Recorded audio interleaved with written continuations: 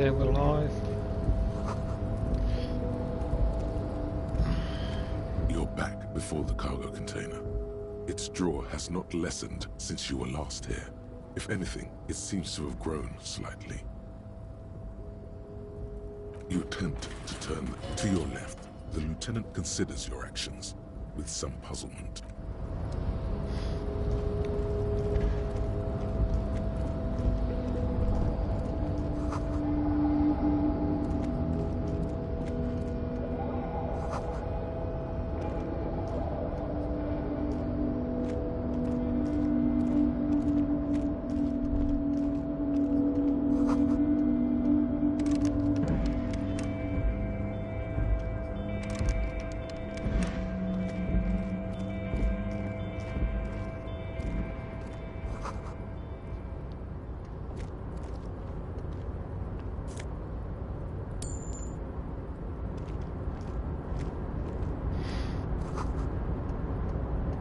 Here we got here.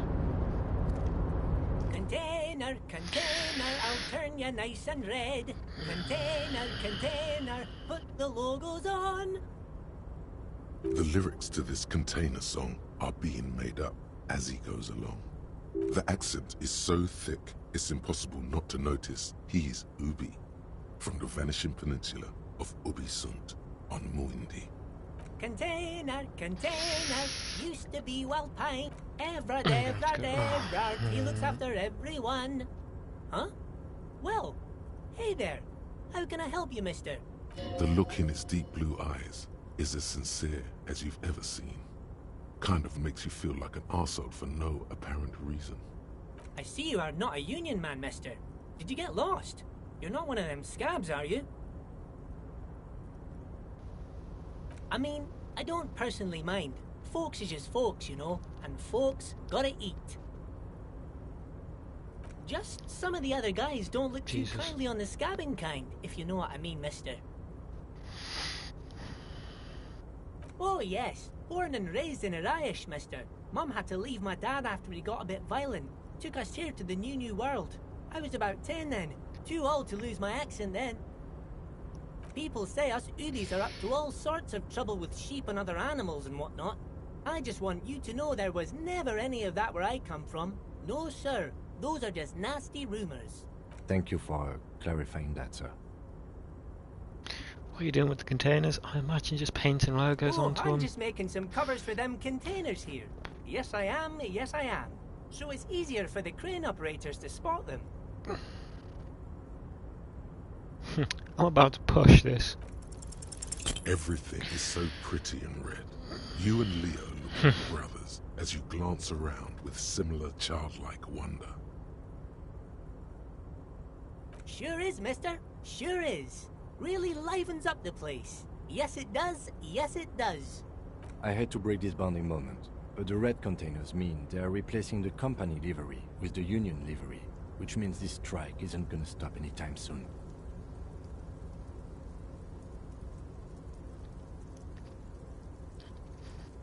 Oh, most of the guys are down at the gates, keeping the scabs from coming in. We're on a strike. The whole union is. You don't have to work when you're on strike. Ha! We haven't worked for 2 months now. So no one is working? Not everyone is down there, of course. Mr. Everard is in his office, where he always is. And Jean-Luc is guarding the gate. But Titus and his boys got into some drunken trouble and Everard sent them on a nice vacation. For a week or so. Oh, I'm not really supposed to talk about that. Him and his boy stirred up something in town. Probably drank too much and got into a fight or something. I heard Mr. Everett telling them to take some time off. Don't go all bad cop on this simple, friendly fellow. No, I don't think they killed anyone. Let's better talk about something else. Titus and his boys do good work. I don't want to get them in trouble over a little drinking. Yes, everybody needs a job, and this is mine. I'm Leonard Bellick, but everyone calls me Leo.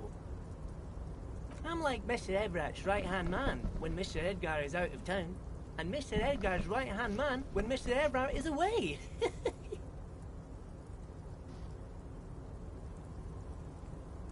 Actually, Miss Beaufort is the right-hand man, but she's a lady. Who is this, Miss Beaufort?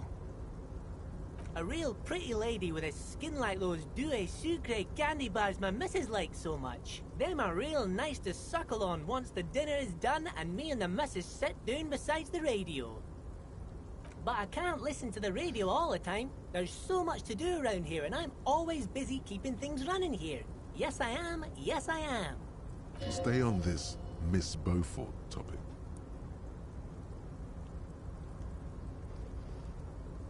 Oh, Lizzie, she is a real sharp tool. Mr. Everett put her through some fancy school and everything, east of the river. 4 years she was gone, and when she came back, she was all fancy and lawyerly. But she's a real nice girl. Grew up in this here neighborhood, knows everybody and gets along with everyone. Real pillar of the community one day, I'm sure. For a fraction of a second, there's sadness in his eyes. If me missus and me was to have a child, I'd be real happy if she turned out like her. But she can't have kids. That is not what I asked. Dr. Lemaitre said so, and she knows about such things. Been a doctor for almost 50 years she has. So Everett trained a lawyer named Miss Beaufort. Interesting.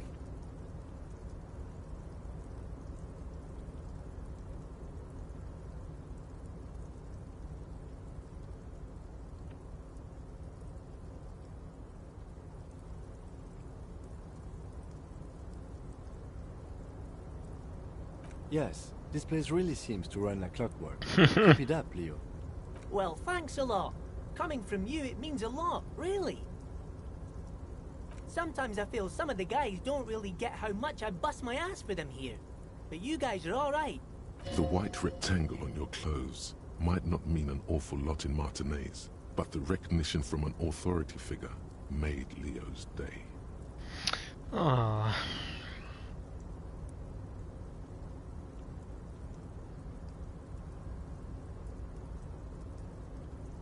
Oh, yes, yes. I leave all kinds of notes for myself. That old head of mine ain't so good at keeping things in no more. I almost forgot about the borscht. Oh, yes. I've been taking special whirling borscht to the men every day since the strike started. It's very, very good. Makes a man feel so warm and happy. I feel like I could take on Mr. Renadan's boar dogs every time the lunch is done.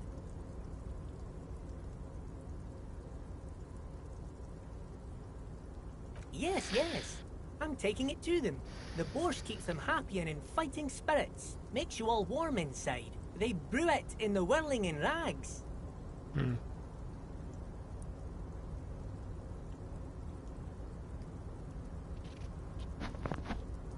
Oh, the whirling's cook. He makes it. Them is always talking with Mr. Manana in that weird language and laughing together. He doesn't speak what we speak. He's from Grad. Oh, sure, mister. Sure. You do that. Yes, sir. Oh, that one. That should be empty as far as I know. Lots of containers here have nothing in them. Told you. Enough, Kim. Oh, you want Mr. Everett then? He's an awfully nice fellow, he is. Him and his brother are both nice fellows. They've lived their entire lives. Guys like Mr. Everett and Mr. Edgar, his brother, are real good guys. Made Martinaise what it is today. Mr. Everett and Mr. Edgar and I went to the same school. Patience. Deep down you have the mental power to keep listening. Not many would, but you do. Oh, that's kind of... I like the game. I like how it knows. It knows. Oh, that's quite cool. I like that moment. Using earlier. I don't want to fucking hear about this. I won't interrupt him. Had an arithmetics teacher, Miss Bellows. Her real name was Miss Bellams. She was a real pretty lady. But when she got mad, all the boys liked her, if you know what I mean, mister. We used to sneak in her yard in the dark and peek through the window. One time we saw Miss Bellows with a fellow. Yes, we did. Yes, we did, mister. No, you fucking didn't. No, you fucking didn't. I'm Them see was what this goes. naked too. That's all I got to say about that. Very interesting.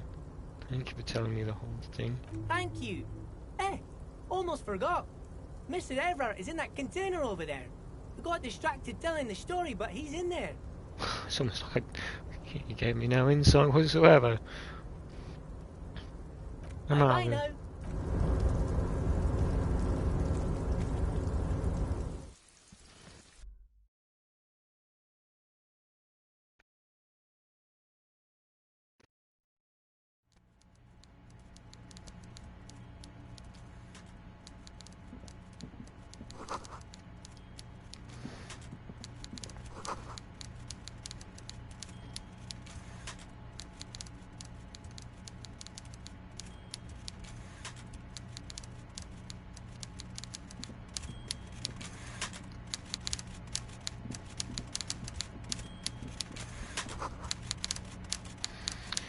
Okay, let me just mentally prepare for this.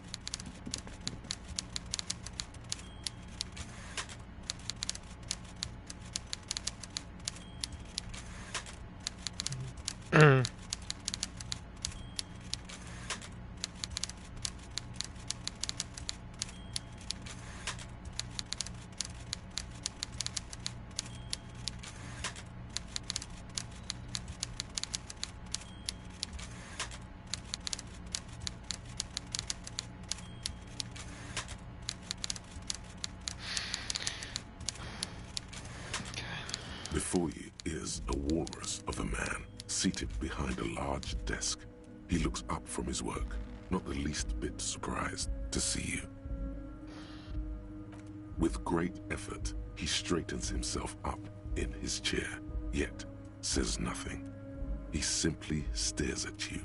A typical power play. Wait for him to speak first. Show him you've got a backbone. The one good eye of this man fills you up without even flickering. The other, his lazy eye, is constantly moving like a goldfish in a tank, grotesquely magnified by his +6 glasses. For a moment, you don't know where to look. It is unbearably humid in the trailer. Beads of sweat slide down the man's forehead. At first, nothing happens. His face wears a wide and self-satisfied smile. Every now and then, he smacks his big lips. So... Mr. Dubois, Mr. Kitsuragi, how nice that you found a moment to pay a visit to the Debardairs Union. I'm Everard Clare, head of this little operation here. Please, have a seat. The folding chair looks like a torture device. Extremely uncomfortable. You go ahead, detective. Whatever he has in store for you, it can't be good, he thinks. I'll do my best. Forget about that. What's with this Dubois stuff? You're getting some seriously bad vibes from that name. Please, Mr. Dubois, let us converse in a civilized manner, as equals. Take a seat. I insist. Very well, Mr. Dubois. I respect a man with strong convictions. I, too, have convictions, one of which is that I will not engage with any man who won't face me at eye level. Should you find yourself more amenable in the future, I'd gladly resume our conversation. But until then, I'm afraid I must ask you to leave. Damn, that's a nasty play. He's got you, a titan of volition, in a fork. Guess you just have to sit or leave.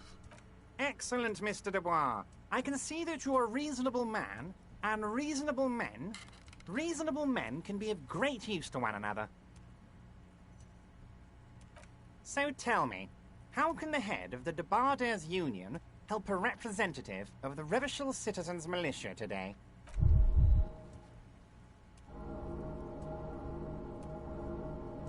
The chair you're sitting on has got to be the most uncomfortable chair in the world. It's violating your backside. Oh, by the way, I heard you got a rather rude reception from a certain Lawrence Gart. Some people have no manners, it pains me to say. This should take care of that nonsense. Sufficient to cover your expenses for a few days and patch over your differences with a cafeteria manager. Go ahead, take it. Wow, that's 25 real. No, That's I'm not good taking that. money. You need it. I am good.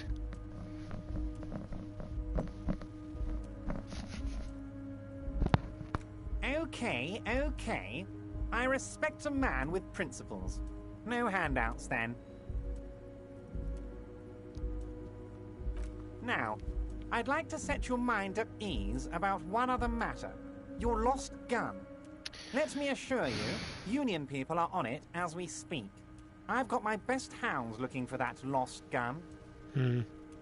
Tapping into the phone or something? His slug-like lips move, but all you hear is an echo.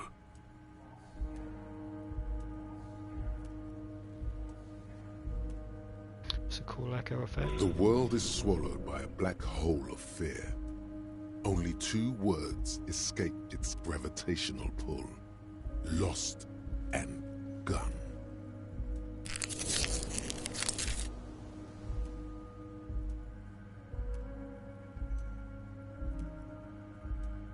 Are you all right, Harry? You seem anxious. Don't be. Everything's going to be all right. It's not like you left it loaded. You didn't lose a loaded gun. Local children aren't out there playing with it right now, pointing it into their own mouths. It's in a safe place. I just know it. I have a feeling everything's going to be all right. It was loaded. There were 2 bullets in it. You always keep at least 2 barrels loaded.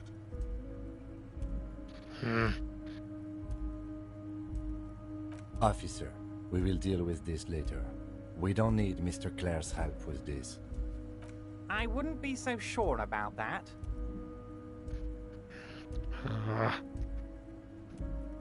Come on. Yes! Oh, You're sweating. Your knee is jerking. You're about to cry, aren't you? You're about to cry because you lost your gun and those children are gonna shoot themselves with it. no, they're not. Mr. Dubois, you don't look so good. What is this, Mr. Dubois? He keeps repeating. What is he trying to pull here? You need to cool the fuck down. Chill. Chew. Mr. Dubois! Mr. Dubois! Harry! While Everard is distracted by your odd behavior, the lieutenant's eyes are mapping everything around you. The folder, desk, papers on the wall.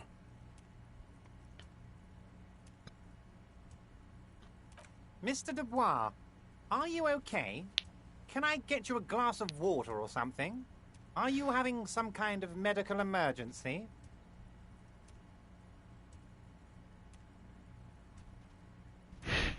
Maybe you could use your hands somehow, in a kind of throw-in motion, like you're throwing that Mr. Dubois act right back at him.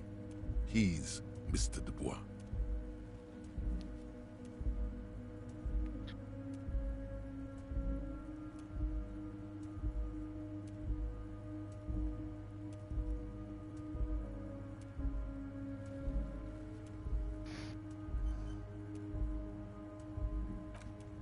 What an odd demonstration of... you got me, Harry. I don't even know what. As entertaining as it was, I'm afraid we're wasting our time. And I'm an extremely busy man, as I'm sure you are too. Okay, enough. We are here to ask you some questions pertaining to a murder investigation. Quick, here's your window. Get yourself together and ask him questions. Police officer questions. It is about time to stop embarrassing yourself. Questions will help you regain some of your lost dignity.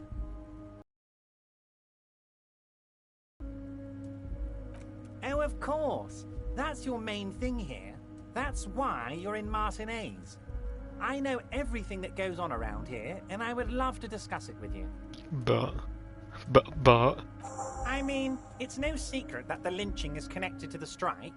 So much to talk about. Honestly, it's been weighing on me so heavily. I understand You need to interview me? I sense there's a but. This game it's kind of good. That's thinking.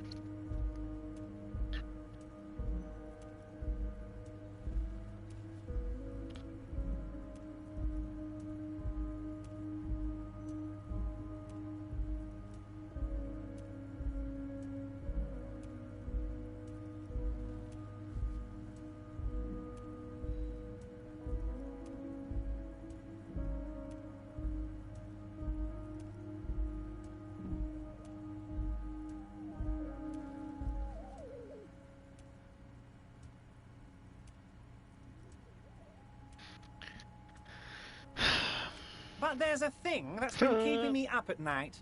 I want to talk about the hanging. I mean, if we could just calmly talk, exchange information, we could blow this thing wide open. You suck. Yes, that sounds good. Let's do that.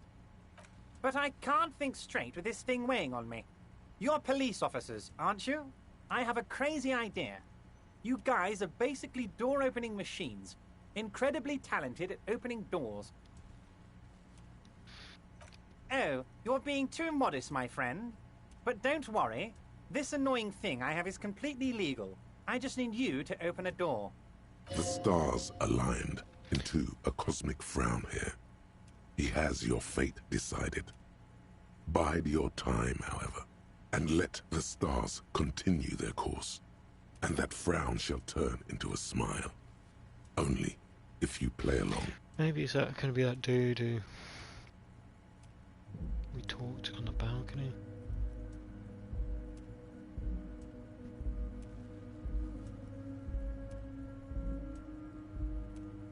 Harry, my dear friend, I am what people call a local bigwig. I know everything that goes on in Martinez. Oh, no one's. It's just a weasel. A weasel lives there. Nothing for you to worry about. A loud blabbering weasel. When weasels feel no one is watching, they start acting foolishly.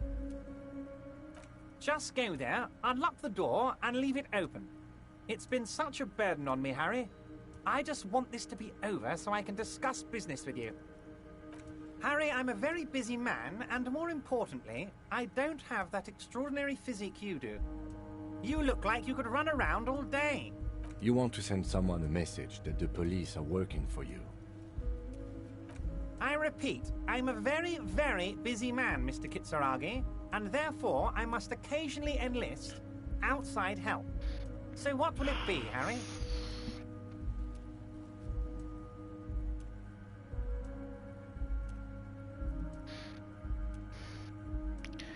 Okay, I'm going to assume he's sending a message to someone. He's not going to go out and commit a murder. He's not going to do that. Fantastic, my friend. This is the Just only let me lead know I've when it's got. done, and we can take our friendship to the next level. This is literally the only lead I've got. You can get the key from Manana. He's down by the gates. Manana's like a free agent in the Union. Special operations. Hardened socialist. A real free thinker, too. He'll tell you precisely where the door is. One last thing, Harry. Oh no. I'm being like, this is sort of like the, you know, government behind the, independent people just behind the police, kicking the door in, sort of conservative right wing sort of shit. I'm not a massive fan of it. Just open the door. You don't need to go in or anything. I just want that weasel to come home and see the unlocked door. Okay, that's fine then. What? Harry, how could you say that to me? You know I appreciate a joke as much as any jolly fat guy, but I can't take slander. Are you actually investigating this? I am. You've hurt me, Harry. Me, a friend. This isn't. But you know what? I trust you, like I trust all my friends. And I know you'll never talk to me about this again, because you don't want to wound me. So do what you want, and let's change the subject. Thank you for your understanding. We will continue to do what we must. You too, Lieutenant. You know, I like you, but you never were my favorite. I'm a Harry guy. I'm Team Harry. None taken. Did we have anything else to do here, Harry? Oh, that's very nice. I haven't gotten around to her yet. I'm very, very busy, you see. I hope you're getting along. One thing I want to make very clear, Harry, is that this is not some kind of union versus corporation situation. Everyone is just pals here. Yes, we're all trying to do what's best for Martin 8. Don't feel like you shouldn't work with her just because you and I are such good friends. I'm not a jealous guy. Whoa, that's so nice of him. Suspiciously nice.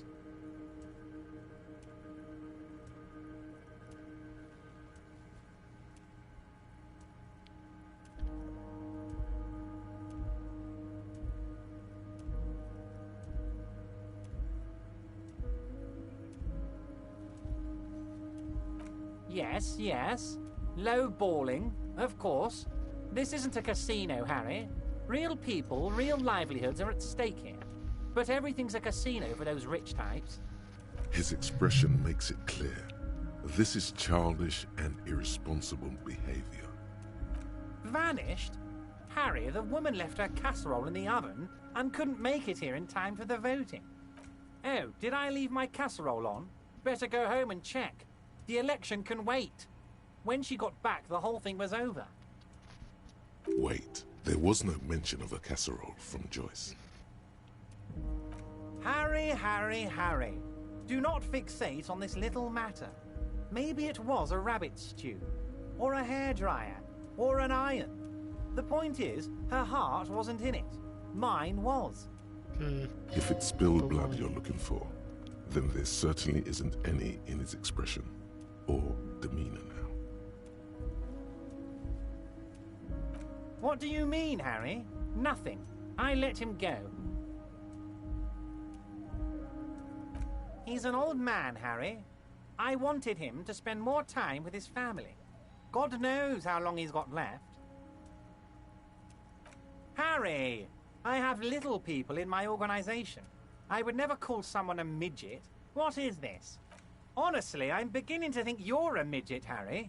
I'm only kidding, Harry. You're not a midget. No one is. We're pals. If she actually wants to see me, she will find a way. Any good negotiator would. And I just don't have anything to discuss with a bad negotiator. He doesn't want to see her. It's as simple as that. I'm just a nice guy, Harry. I wouldn't be where I am now if I wasn't nice. Politics is all about emotions, and I want you to have positive emotions when you think of me. I think you killed him.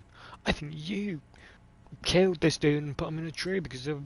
Of course, Harry. Let me just assure you one more time. It's perfectly okay to share anything we discuss here with this Joyce. This is a completely transparent organization. I have no interest in what she is doing, but I myself have nothing to hide. Your business is your business, and I respect your privacy. Just remember, none of this is secret. Tell her about all of it. My brother's picture, my singing swordfish clock. Tell her how overweight I am and how I'm helping you find your lost gun.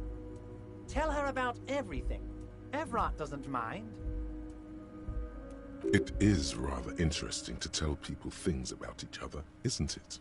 It was nice telling him about her right now. Honestly, I didn't want to bring it up, Harry. I heard you have become Measurehead's race pupil.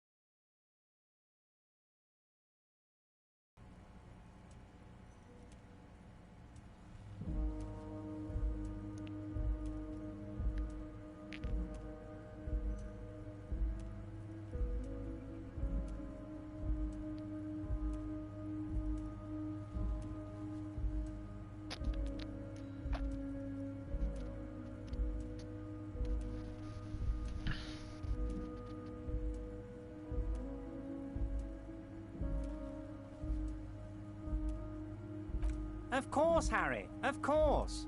You're not some kind of a nerd.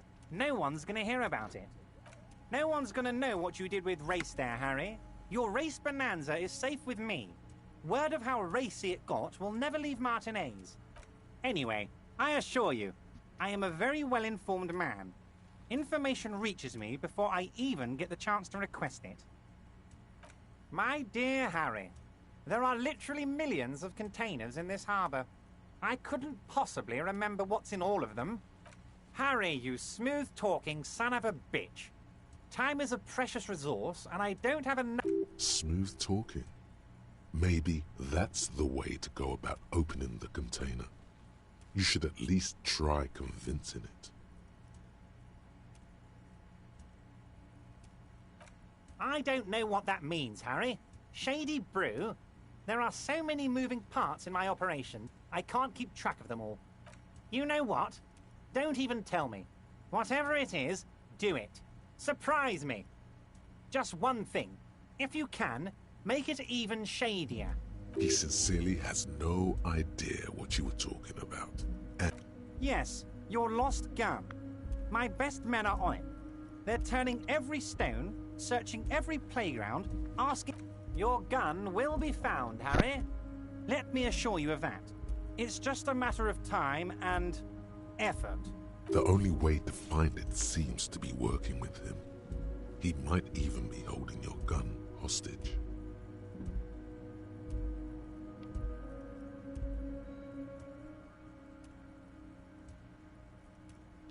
I don't care about my gun. I love it, Harry. Wish I could be like that, but I can't. I have a responsibility to this community. I can't have a loaded gun out in the streets. See, you said it wasn't. The officer is exaggerating.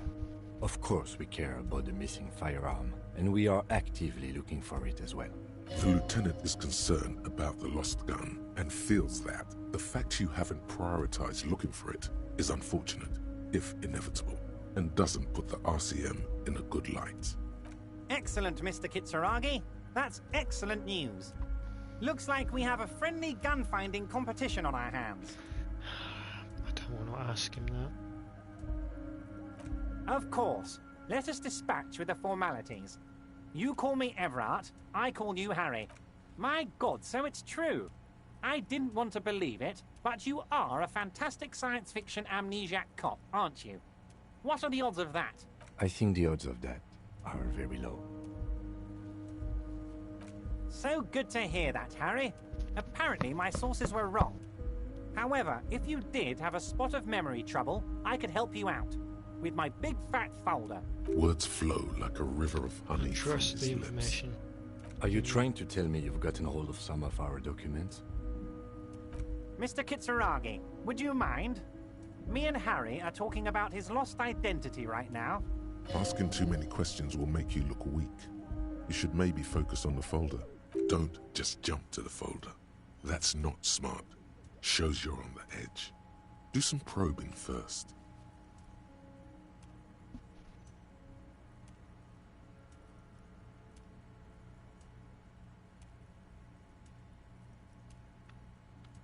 Ah, this?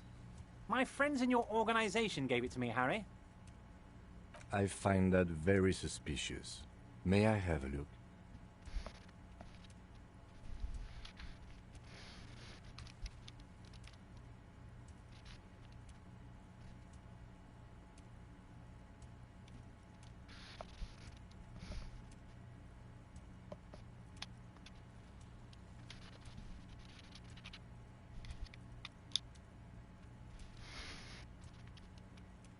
I'm afraid this is meant for Union eyes only, Mr. Kitsuragi. I'm sure you understand. Please continue, Harry. Everard's You're large hands bullshitting are me. covering the folder, but the look on his face says, I know everything about you, Harry. Oh, Harry. Oh, wow. This is really something. I'm sure it's not that bad. At worst, he has an old RCM folder, and I very much doubt even that. So how about it, Harry? You need assistance, I presume? Of course, Harry, of course. Let's No. not linger on personal details and amnesia. You wanted something from me. Wait. You need this to get in and out through the gate.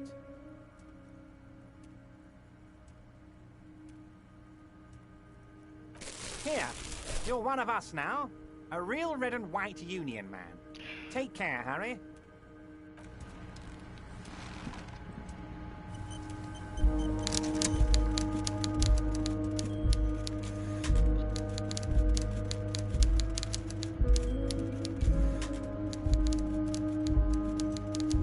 How do I get out?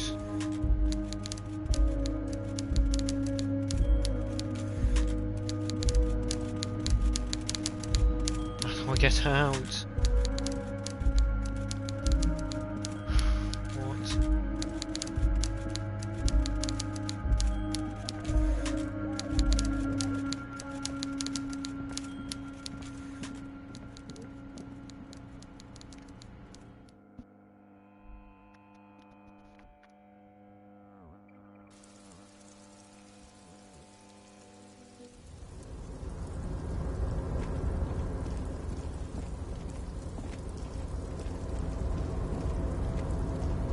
Oh, hey, mister. I knew you'd be back to talk with old Leo here. Yes, I did. Yes, I did. It's like Lady Larice said when she opened a bath. No trouble at all, mister. No trouble at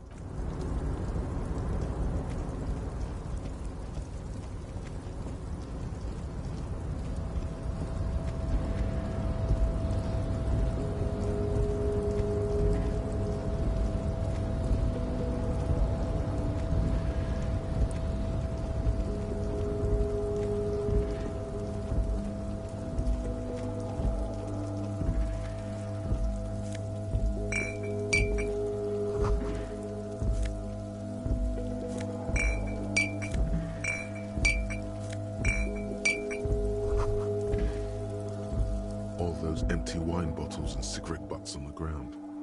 Someone partied really, really hard here.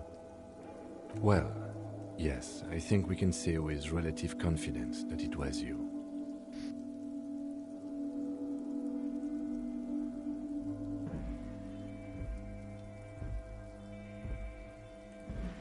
Yes, this scene isn't exactly ripping with joy. Let's just move on.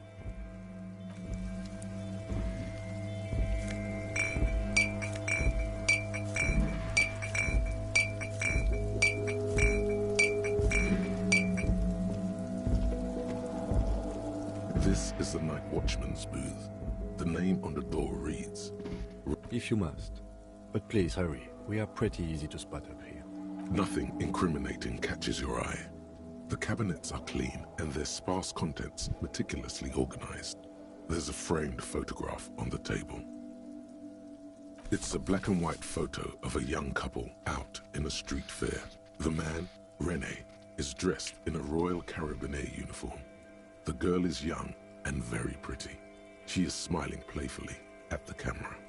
Rene looks like he's about to smile. This photo must be tied to some good memories. Why did you take that picture of René?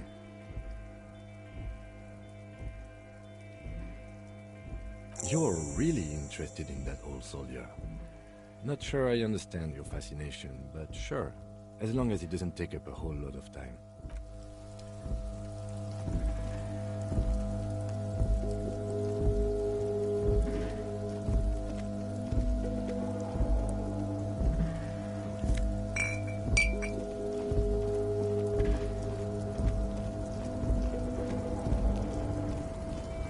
Let's go.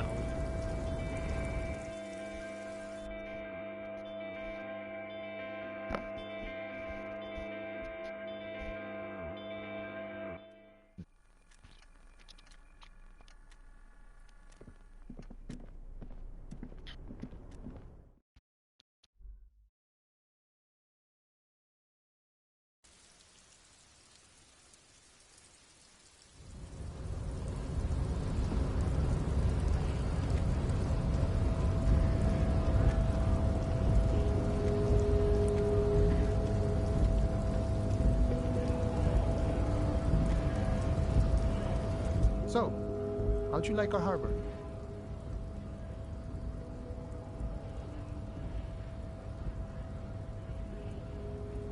It's but a rest across open plains. Right. You talk to the boss, eye to eye, like men of the plain. If you have any more questions, I'm set to talk. A key, huh? What door is this key supposed to open?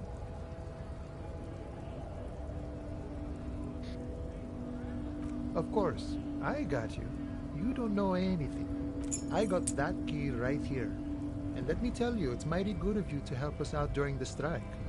Working class solidarity, as they say. Hmm.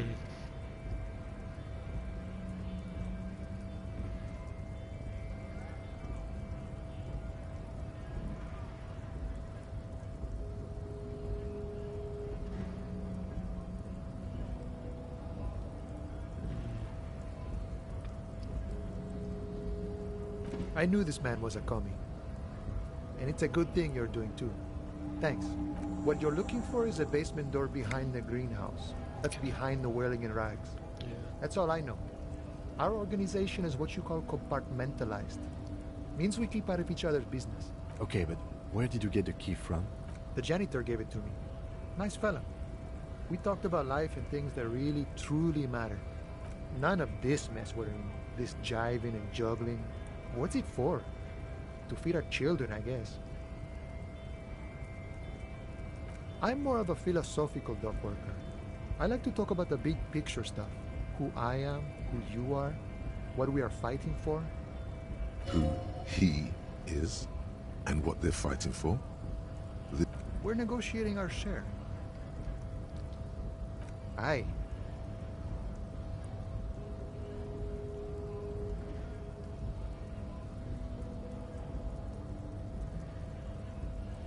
All of it. However, right now we want all the harbor workers to be on the company's board, so they could take part in the decision-making process. No. I don't think I'm a communist. Seeing something of value and saying I want it all to myself is a much older and simpler notion. No science to it at all. Hmm. Even a weak child can think it. The only things holding someone back are I can't and I shouldn't.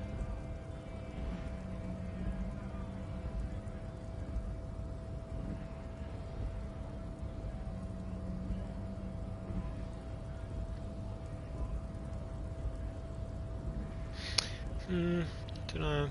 I have nothing against communists. They are honorable boyaderos. And they have good analysis. But my own code serves me well.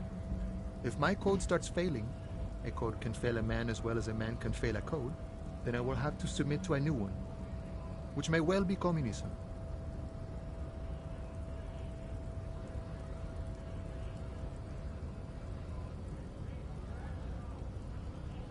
See, I am primarily a lazy person.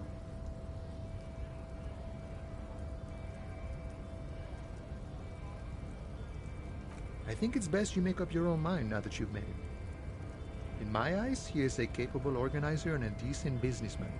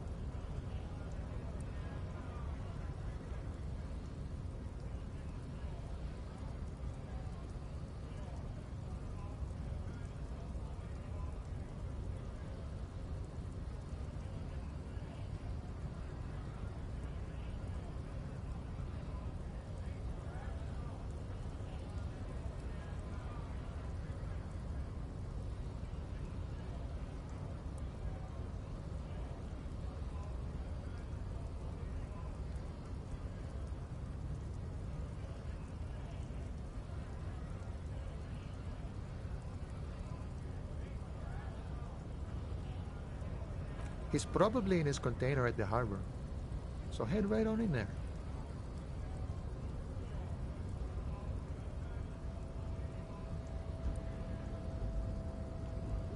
Sure, I've had the necessary free time. Fortunately, there's always time. The look in his brown eyes conjures up an understanding. For him, having command of his time is the most important thing. It all comes together now. The way he speaks about scabs, his general attitude.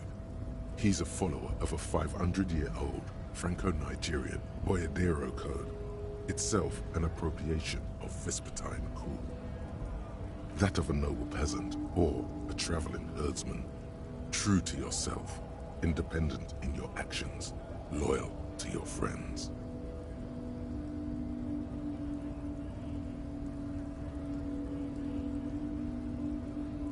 It's not disco. No. No. The man sits on the railing, his hands reaching far and wide, yet it feels as if he could effortlessly go even wider, if need be. An endless torrent of time. She's wanted to talk to me. All I want, the mercenary, eh? Who could have killed him? That's indeed the question. Why even do such a thing? The man whispers a jaunty tune. A coastal breeze ruffles his hair.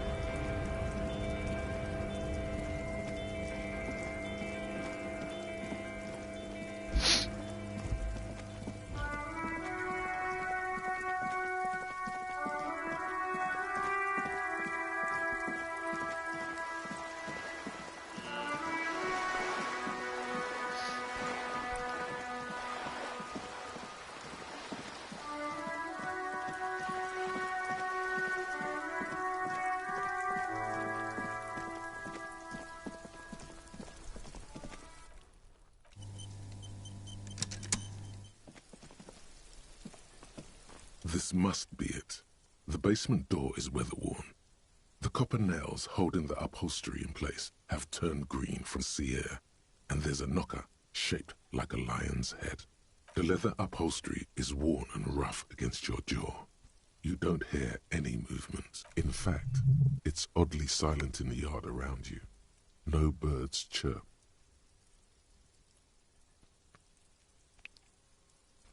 Maybe the element of surprise might help me. You try to be as silent as you can. It takes a bit of rattling of the handle to loosen the bolt. Finally, the door unlocks with a small clack. Thoughts race through your head. Only curiosity could account for stepping over that threshold. Maybe there's treasure in there. A white alligator. We're about to be risky.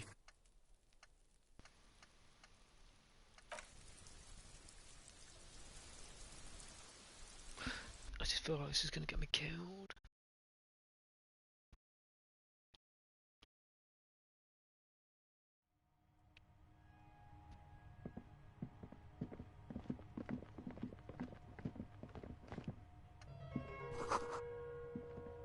This might be good leverage against him. Dude. This is the flag of Revachol, the suzerainty. This isn't just one sun, but there are little suns dancing around the big sun. This is the sevenfold sun miracle.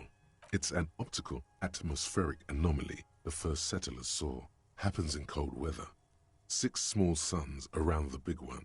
This complex halo phenomena is how old Revachol got its flag.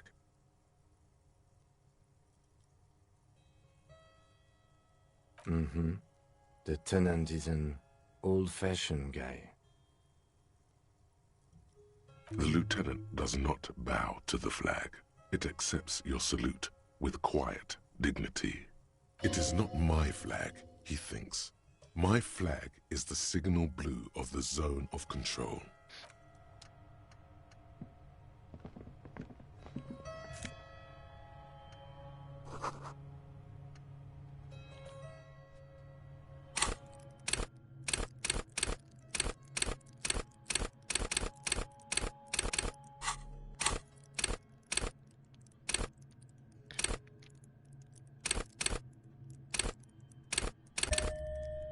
Oh, I didn't actually think.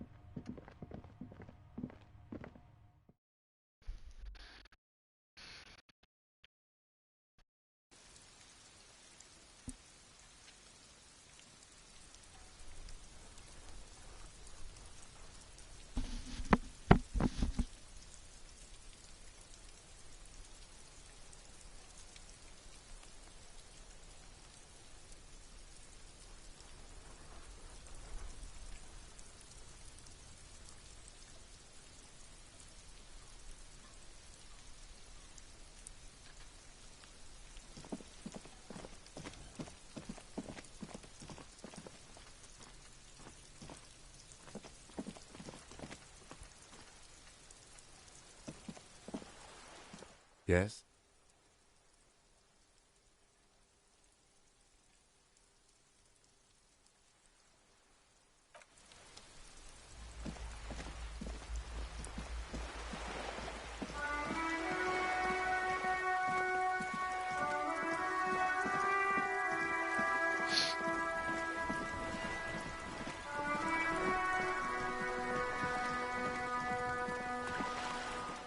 You're back. Good. What can I help you with? You have? And how did you like Mr. Clare?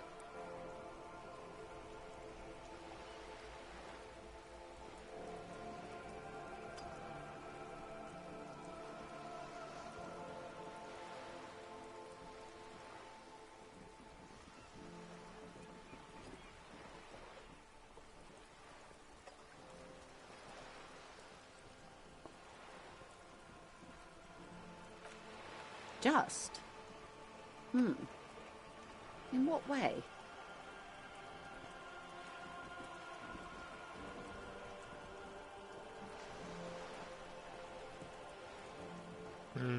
Does he? Of course. Some of them, at least. Yeah, that's what I The was ones who thinking. work for him. How else would he have stayed in power all these years? No, wait. Actually... corruption. That's how he's done it. Fantastic, Verm-like corruption. Reaching into the bowels of the earth. The position of my unusual colleague does not reflect official policy. I hope you understand. The RCM does not pick sides. Of course.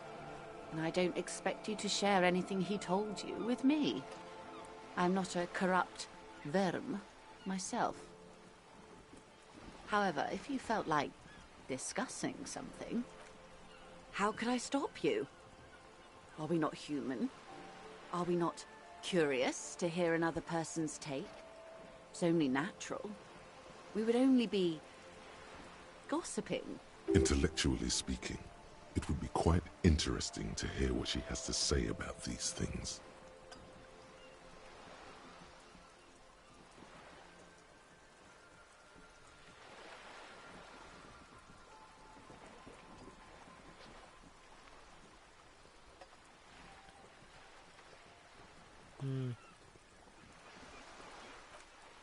Of course, Detective. Until then, is there anything I can help you with? She doesn't need that.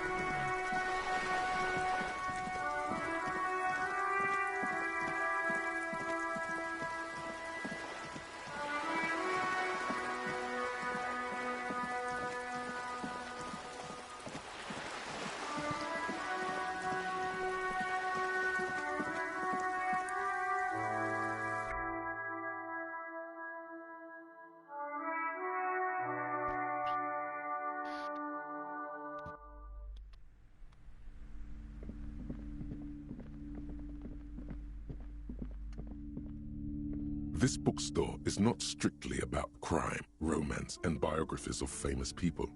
There's also a wide range of paranatural literature. Indeed. Something about that book does seem to have spoken to you. Well, I hope it... You've acquired an interactable item. Investigate this item further by going to the Interact tab in your inventory.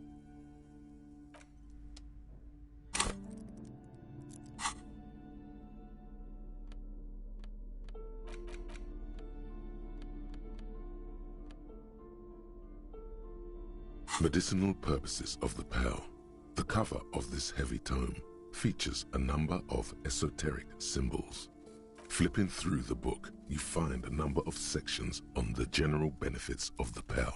A large pharmacopoeia makes up nearly half of the book. Have you taken any walks through the Pearl recently? The book is frustratingly vague on this topic, but it seems that if you've walked through the Pearl, you would know it. Flipping through the book, you come across the following explanation.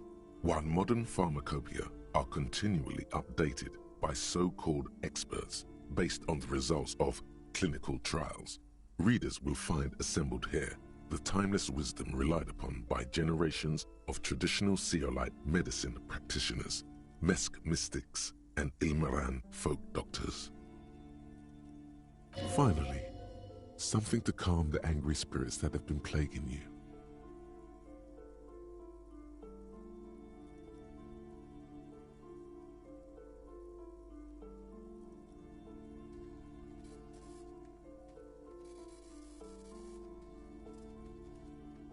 It seems to contain descriptions of the medicinal properties of various ingredients that may be gathered from the Pearl, as well as instructions for producing a variety of herbal remedies. There are a number of Seolite tonics that promise to improve your short-term memory, but nothing that speaks to your condition.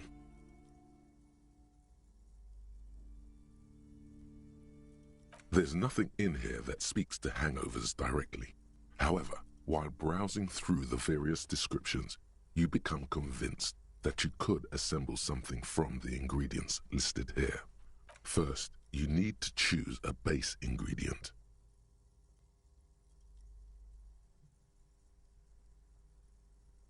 Next, you'll need to combine the base ingredient with an appropriate vehicle.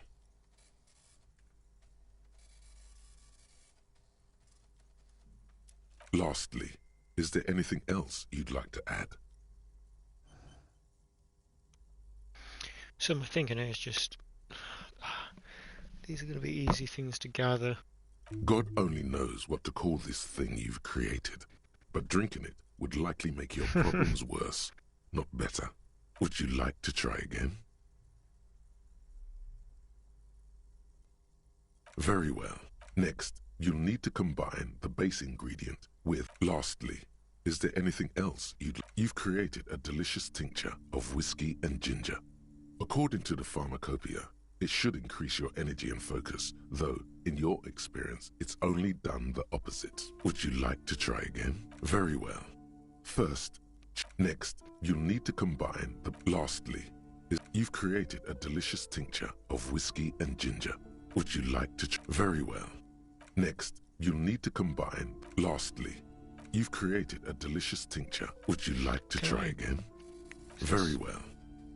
Next, you'll need to combine the base ingredient with an appropriate vehicle. Lastly, you've created a... Would you like to try again? Very well. Next, you'll need to combine... Lastly, you've created a... Would you like to... Very well. First, choose the base. Next, lastly, you've created... Would you like to try... Very well. Next, lastly, you've created... Would you like... Very well. Next, lastly, you've created... Would you like to try... You close the book and find yourself staring at the familiar cover once more. I'll get back to it.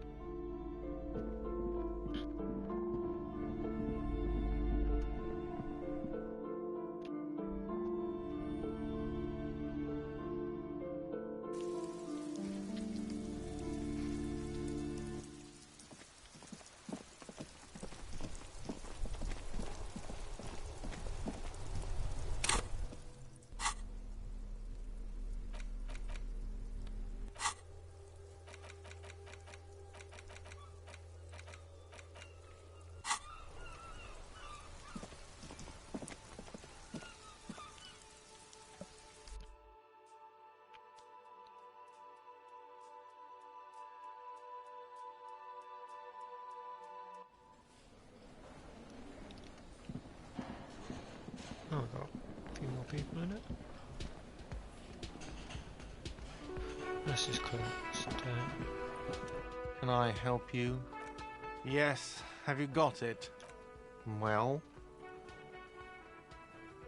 Jesus. Oh, Jesus.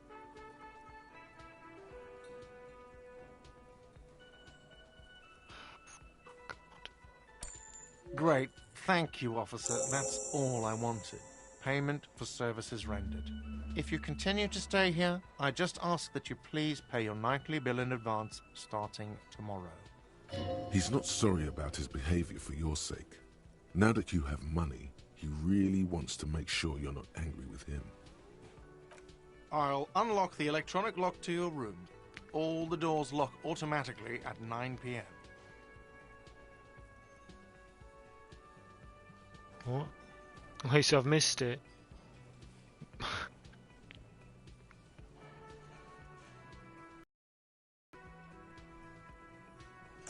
Please pay for each night in advance starting tomorrow. 20 real per night. I'll take a room here too. Of course. Always happy to have officers from the RCM as guests. Anything else I can do for you? What thing? What? By the way, you should come back to this thing-based questionnaire if you see anything interesting in the whirling later. Wait, what? But what about the bird? Yes, the bird. I found it lying on the floor with a broken wing the morning she left. You broke the skewer! I assure you it was him. It's as if he can't decide whether to be angry. Why on earth did you have to break the skewer? I just haven't been down. Still. I can't believe it. I was so sure it was Sylvie. A tender type of hope. Something stirs in you. Perhaps this is why you broke it. All right. Did she say anything else about me, you know?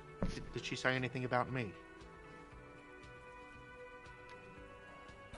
Really? I should give her a call then. Thanks, I guess. Was there anything else you wanted, or... Or can you give him a moment? Somehow you realize this is not going to net you any professional discounts. Already he's reverting back to defensive.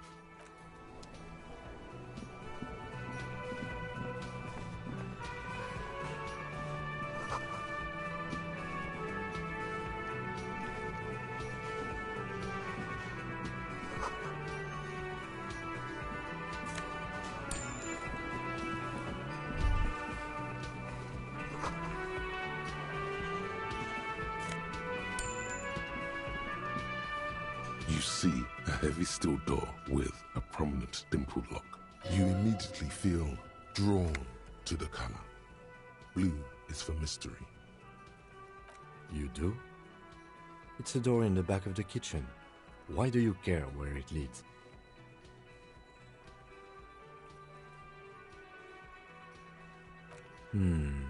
Yes. I suppose it's worth seeing if we can get in. Just to be thorough.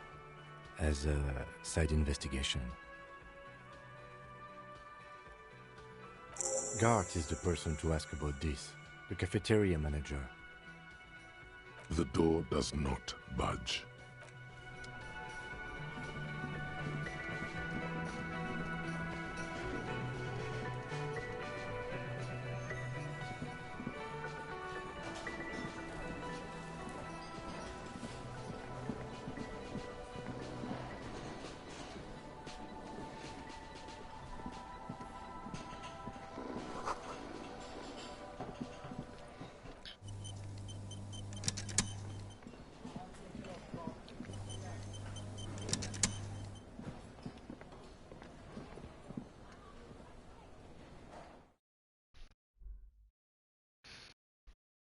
I looked at my room.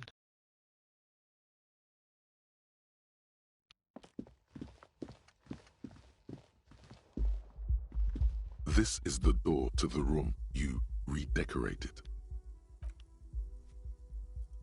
Just a moment. We should talk about our progress on the investigation. Let's go out to the balcony.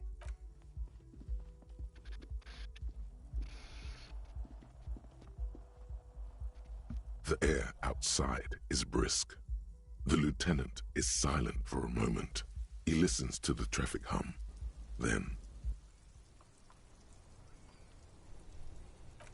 Now then, we should talk about the investigation. But I also feel you're a bit hazy on the RCM. Our role here, our rights, our jurisdiction, basically. Well, we didn't even look at the body. Well, yeah, we did. We looked at the... Oh, we looked at the feet. And there's still much to do at the crime scene, too. We didn't search it thoroughly enough. He would have put all of this more harshly, but he doesn't want you to feel completely discouraged. Probably because he's afraid that you'll just give up and keep drinking.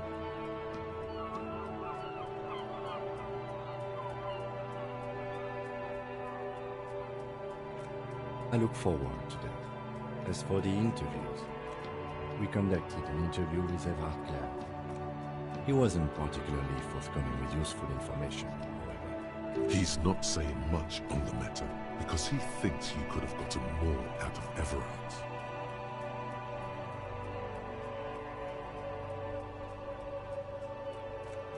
Well, we will have to work through that. Claire also helped you, how should I say, remember your name? That's a relief.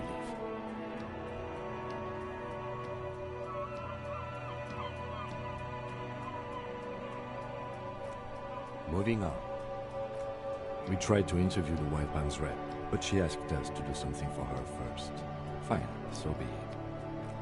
I have a feeling Joyce knows how dangerous the situation really is. We have to get her to talk to us. If Kim is emphasizing something this much, it really must be important. Above all, though, today was exhausting. What's with all the running? You run a lot. Is that a standard Precinct 41 practice?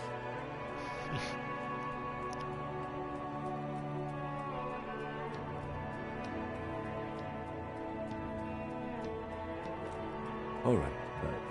And forgive me, this has been bothering me since this morning. How have you managed to run around all day wearing only one shoe? It's over there.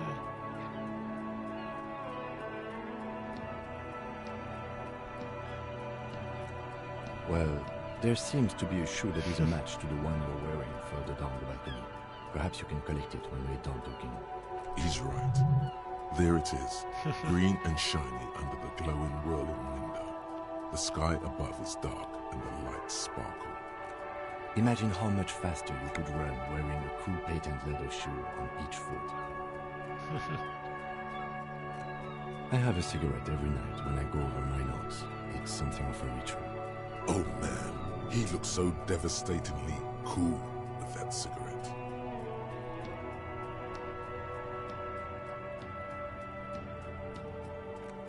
You mean this? This isn't cool. It's an unnecessary trial of will and unhealthy. Keeping the habit within the parameters he's given himself takes a lot of focus. It would be easier to simply quit. Yes, it's been a long and eventful day. They're quite limited, actually. The power officers of the Rebachol Citizens Militia exercise most frequently is imposing fines of up to 1,000 real for offenses, in accordance with an interdepartmental schedule. Yes, although indirectly, as citizens can always request records from their local station. Officers of the RCM have been known to take bribes of less than the prescribed fine amount. It undermines trust in the RCM. The RCM's primary role is to ensure safety. We are not really supposed to play any part in the economic structure of Rebachol. We can arrest people, of course, but rather than bringing someone in directly, it's preferable to serve a station closely. It prevents confusion and overcrowding. You can't. Those who don't show up become fugitives, though, and have fewer legal rights when they are eventually caught. It's about power projection. Thus far, they seem to mostly show up. We are permitted to use whatever force we deem necessary, even lethal. Yes, The last time was 4 years ago. He says it matter-of-factly and moves on. You have to supply compelling evidence for why it was necessary to use lethal force. In these cases, your partner is usually your witness. Not a good position to be in, by the way. Internal Affairs handles these cases thoroughly, by cross-examining you for inconsistencies. It is hard to cover for anyone, which is for the best. That's an improbability, perhaps even impossibility. Perhaps, but Precinct 41 is known for a higher than average rate of kills. We don't convict. We arrest and send them to coalition government courts in Couron and La Delta. The prosecution works off our testimonies and records, which is why it's paramount to keep them. The coalition government, and the moral intern more broadly. The RCM was formed by the coalition government to restore order in the international zone after the revolution. So we did. Now we attempt to maintain that order. No more, no less. Or perhaps it is better to say we were allowed to form. It's a point of contention whether the citizens of Revachol or the coalition government founded the RCM.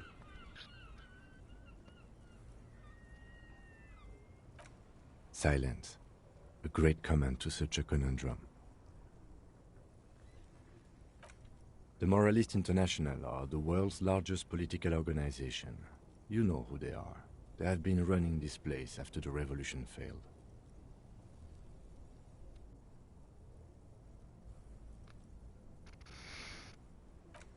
Okay. They're a union of center-left and center-right parties across the Real Belt. Our coalition government is just one of its many projects. They also run the ICP, EPIS, most intergovernmental organizations in the world. What do they believe in? They are Dolorians. They believe they continue the humanist project set forth by Her Innocence Dolores Day 4 centuries ago. Others say they are just technocrats. Those others say they continue the humanist project set forth by Dolores Day. A historic figure? The author of the modern age? You will have to look elsewhere for opinions. The subject of humanism is too abstract for me. The moral intern are a fact. I try not to have opinions on facts until they change. And it doesn't look like that's about to happen. It is more than that. There's some kind of affection in him. Yes, I did, when I was younger. In my 20s, I considered myself a moralist. A blue forget-me-not, a piece of the sky. They're not all that bad. That's another leitmotif associated with moralism.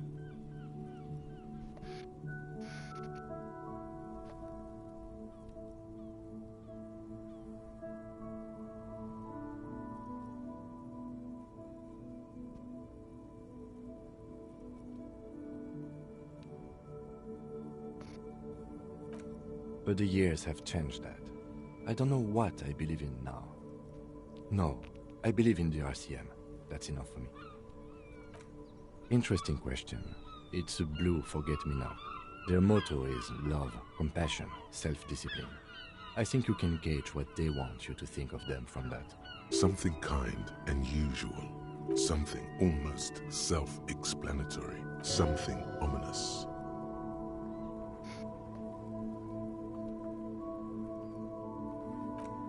Do you?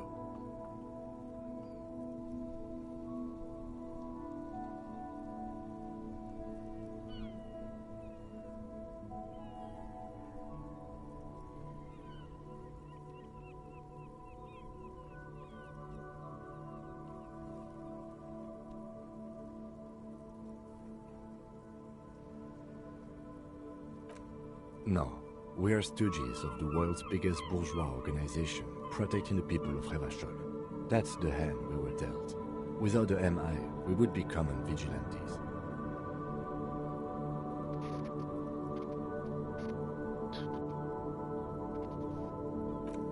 Spoken like a revolutionary, not a cop. But hypothetical aside, in Martinez we already are vigilantes. At least the Union thinks so. I expect our job here to prove quite challenging. The dying lights of the city shimmer below.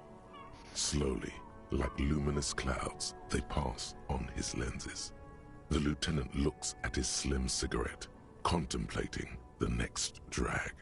This soldier is the highlight of the day for me, he thinks. This little stick right here. They really don't like us here. And the mouth on that kid, Kuno. It's different in land, in Jamrock and the GRIH. It's our fault for leaving this place to the dogs, to the Union, to the company, not daring to come here more often. This place has fallen between the cracks, the jurisdictions of our two precincts. We run this city. West of the river is RCM land. It's incredibly hard. Human beings are... But we are in control, and it's worth it. The organization works, our systems work. If they didn't, the city would disintegrate. Night. Captain Bartholomew Price steps into the yard. A piebald horse waits by the motor carriage, chewing oats out of an oat bag. Seagulls fly overhead. The sky is black. Captain Price wears a black suit and a standard patrol coat as he mounts the horse to head home. Rows of houses on either side, hunching over the sidewalks, and Precinct 41 with its dome roof growing distant. Around him, the streets are silent. A kid on the corner waves at the captain as he takes the turn on Petition and Main. The horse neighs. The captain nods back. Thanks, kid, he thinks. He's grateful. Me too. But I wouldn't count on any drastic changes in our lifetimes. Yeah, it's getting very cold now. Let's go.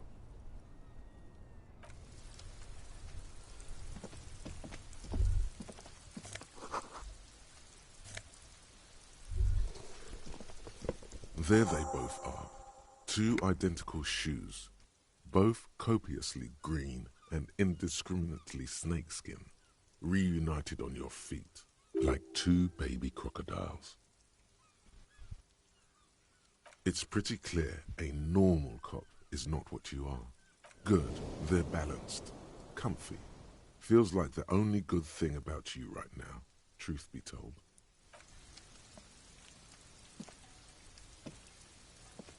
We should think about calling it a day. We can pick up where we...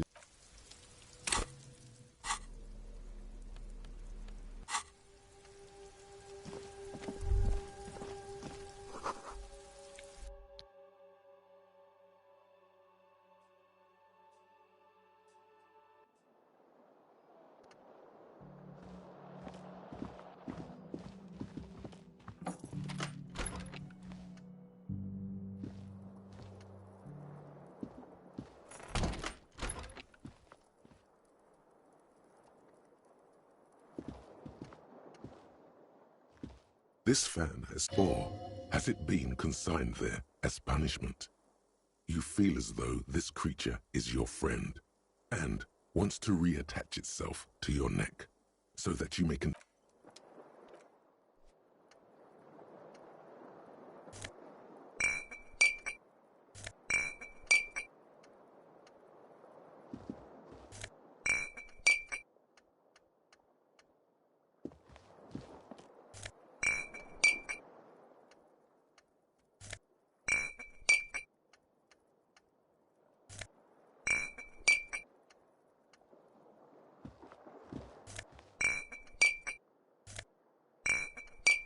The bed is cold and not particularly inviting, but it's yours.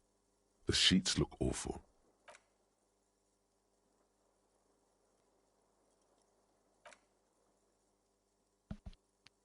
The sheets feel at once coarse and clammy against your skin. The bed sags beneath your weight as you stretch out and finally close your eyes. And then sleep doesn't come.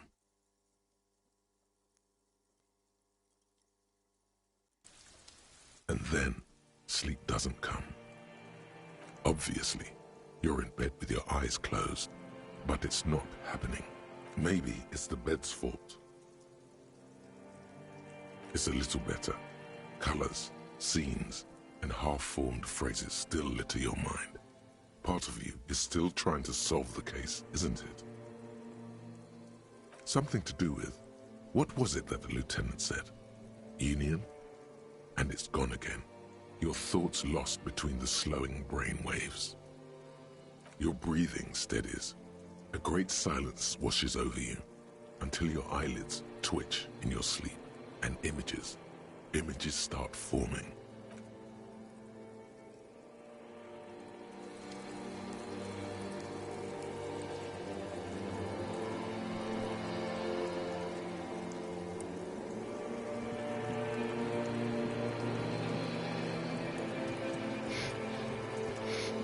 I haven't done. Did I do this? Oh no. Do you remember the scent of your childhood? Do you remember your wife's hand on your face?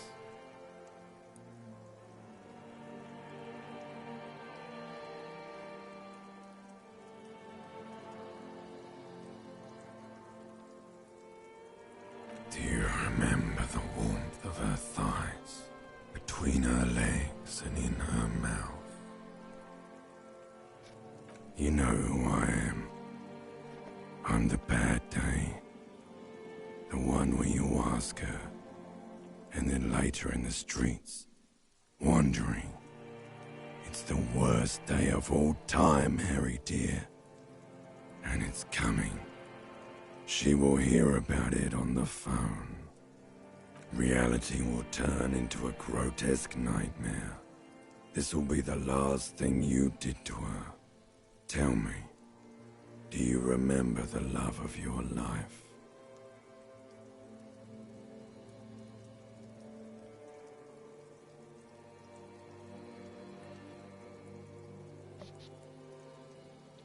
That's right, funky baby. And you just stood there. One hand on the bottle and the other on your dick. Watching her go. Let it all be dragged away from you. Tell me, where are your friends? Human beings have friends, Harry boy. Where the hell are yours?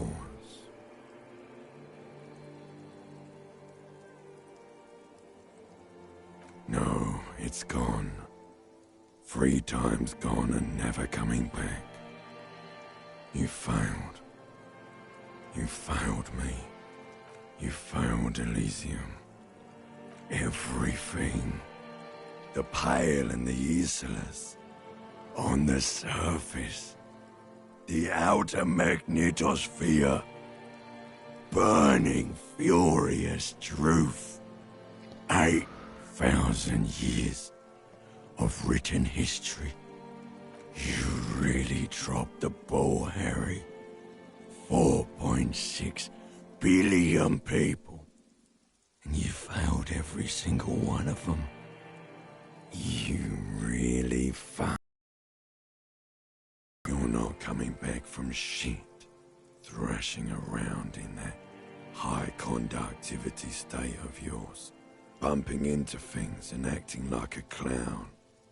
Who are you kidding? You're... I can't hear you. This is just a word dream now. Jumbled up garbage. The pictures are gone. The bed rises to meet you. A thin, sleep-like state. More glass than velvet, grinding in your head. So something is wrong. Sleep shouldn't be this bad, this dry, this unnourishing. There's something wrong with your thoughts. Some kind of new type of hangover. Oh yes, party boy, and it's worse than the one before. Just think of the shit you saw. Here it comes too. So soon already. The silent alarm goes off in your head like clockwork. Barely let you sleep at all. Time to get those clothes on, Harry. Time to go to work in the shit factory. Jesus.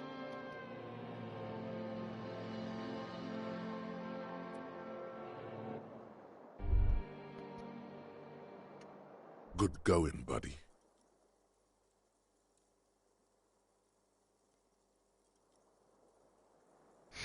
Really?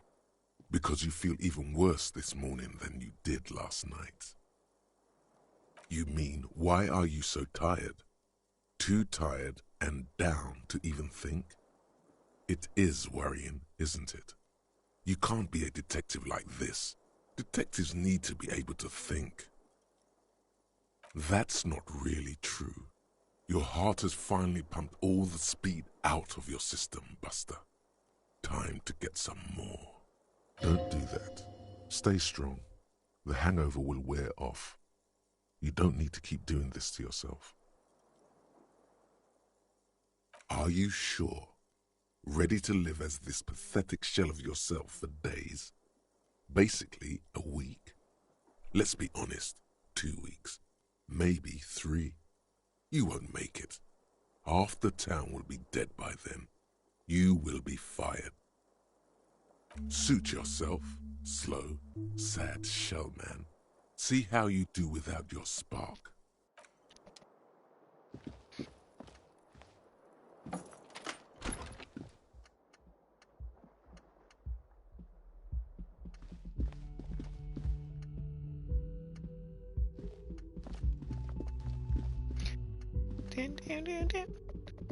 The door is closed. There is no answer. You hear the shower being turned on.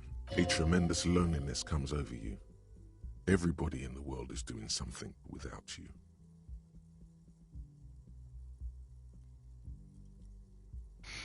The door is closed.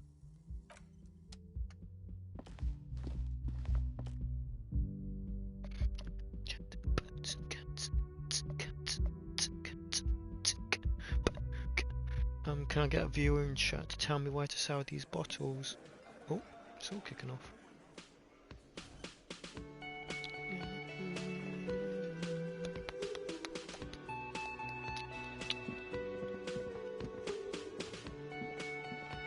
Morning.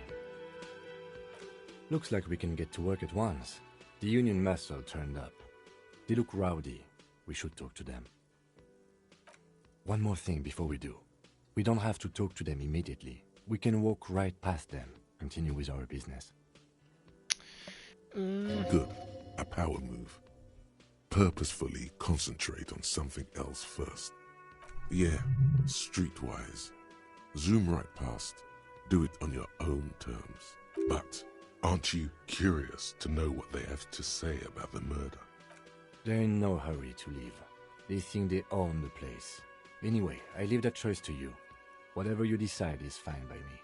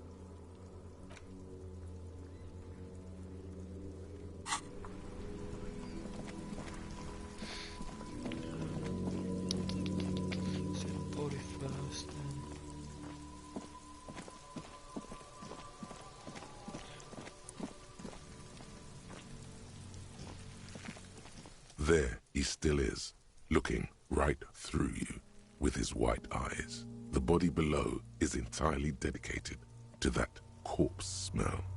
Emitting it is all it does now.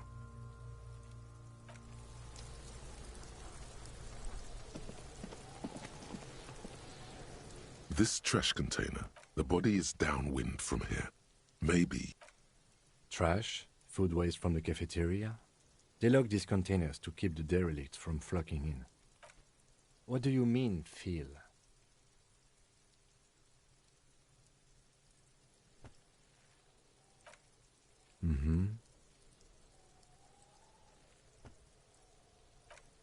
We could try using a pry bar. There's one in my motor carriage, or...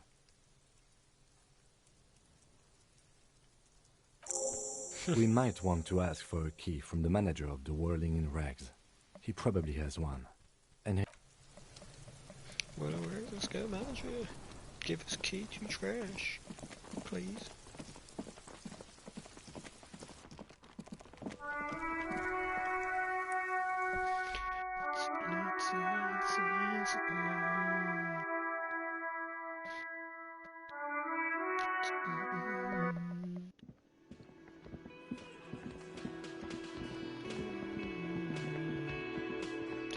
Can I help you? Mine? No, it belongs to the Whirling in Rags. Thank you for clearing that up. Why do you keep the container locked? Game just destroyed that dude. Why? To keep the hobos and drunks out. That's why. And the neighbors too. They put their trash there and they don't pay for the garbage company. I thought as much. And are you the only party with access to the trash container? Well, yes. Us and the garbage disposal company. It seems a little callous, doesn't it? Something stirs in you. It's common sense, isn't it? Okay then. Maybe you're callous yourself. But you... Oh. What do you need them for? It concerns the case. Please cooperate. Just bring them back once you're done, please.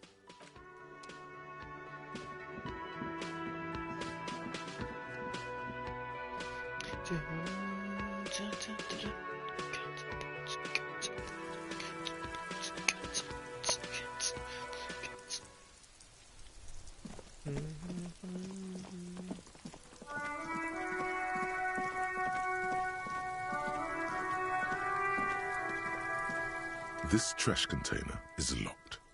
With a well-oiled crack, the lock pops open. It should now be possible to simply raise the lid. Don't. Maybe you shouldn't. Maybe you shouldn't. Of course you should. This is your time to shine, Hobo Cop. Dive into that dumpster for extra content. The smell of rotten food rises to greet you. You see soggy cartons, dirty rags, and organic waste. We're just in time. This hasn't been emptied for over a week. Wow, an Armistice caliber 50 knock cannon, half wrapped in paper tissues. So shiny. Never mind, look at that fat string of archipelagon pearls snaking amidst the banana peels. And is that Cordon Electric's preamp with Electra F2 tubes? It is. That catches quite a price. We're talking 12,000, easy. Unless you're into hi-fi yourself. No, you won't. Because none of those things are real. They're not actually in there. All you see is food waste and crisp wrappings. All you see is a broken mug with a racist depiction of the Yellow Man frolicking in saffron. Only in its social sensibility. Oh my god. You see milk and egg rest with one broken egg in it. Some pasta wrapper. Picking up the soggy packages somehow feels familiar. You've done this before. The movements are recorded in your elbows, the methodology in your fingers. You're used to this. A box falls into pieces in your hands. Batiste Soleil cereal. There are plastic pasta packages below. And turbo noodles. Nothing of note, however. Among the threadbare kitchen towels, something catches your eye. A pair of denim trousers. As the legs of the slime-covered jeans begin to unspool from the garbage, a rank corpse smell fills the air. The victim's clothes? Cadaverine odor is faint. If these belong to the deceased, they were removed when he was still in the early stages of decay. Drop them in here, officer. Guitar-marked blue jeans. Pockets empty or emptied. He wore them with a belt, too. A white belt. The loops appear stretched, but the belt is missing. That's it. Something slimy catches your eye. A drab, long-sleeved shirt, olive-colored, appears from the food waste, dripping with pus. This is a military-type overgarment. No label or serial number. This is the kind of rib-knit shirt that's worn over light armor to conceal it in an urban scenario. Anything more? The rest of the rags are just kitchen variety waste. Just garbage. All right. We should go to Gart again and ask if he knows who put the clothes in the trash. He won't know. It could be as simple as someone from the hostel cleaning the yard. Or that one. I'd advise against confronting that force.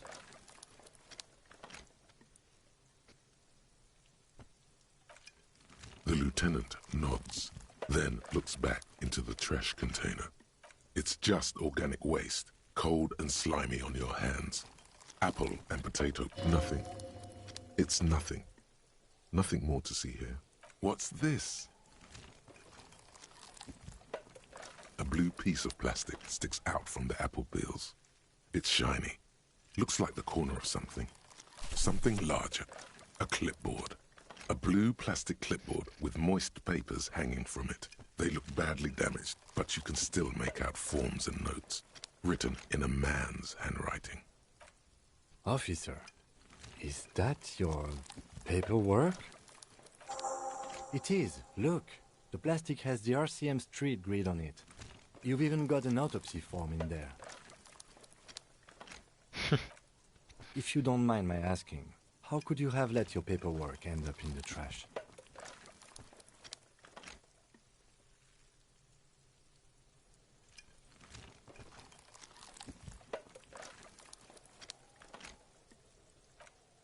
Well...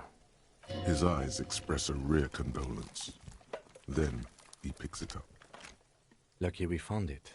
You should take stock of what remains, just to be sure some has not made it into the hands of the RCM's adversaries. Organized crime and the like. There might have been police secrets in your notes.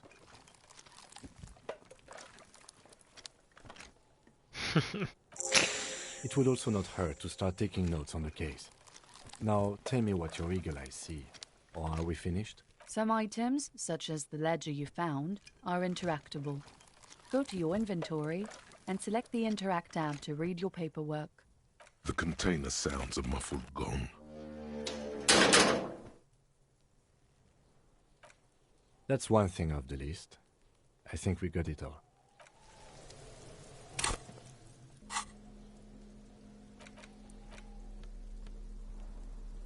It's the ledger you found in the trash. A pitiful cabbage of white and yellow papers hanging from plastic board, barely held together by a metal clip.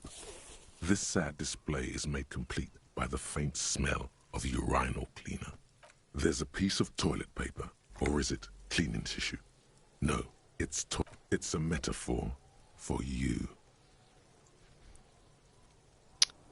See. Below the pathetics, terror. Do not look into its blue heart. An aluminium block runs the width of the board, biting down on the paperwork. Its crocodile teeth are the only thing keeping the papers together. A regular pencil, the tip worn down to nothing, has been attached to the clip. A bunch of sodden papers sag from the clipboard in your hand. It's a sorry sight. They're not exactly white. They're yellowed in patches by sunlight and alcohol, and covered in dense blue handwriting. Ink escapes into watercolor patterns, reaching its tendrils across entire pages. The paper itself is checkered, with faint red lines, forming short paragraphs. Once in a while, there's a red stamp that exclaims, "Case files commit to paper." The case files themselves are plenty. You count more than 100 sodden, crumpled up, earmarked pages falling apart in your hands. They appear to be sufficiently organized and extremely dense, if mostly illegible.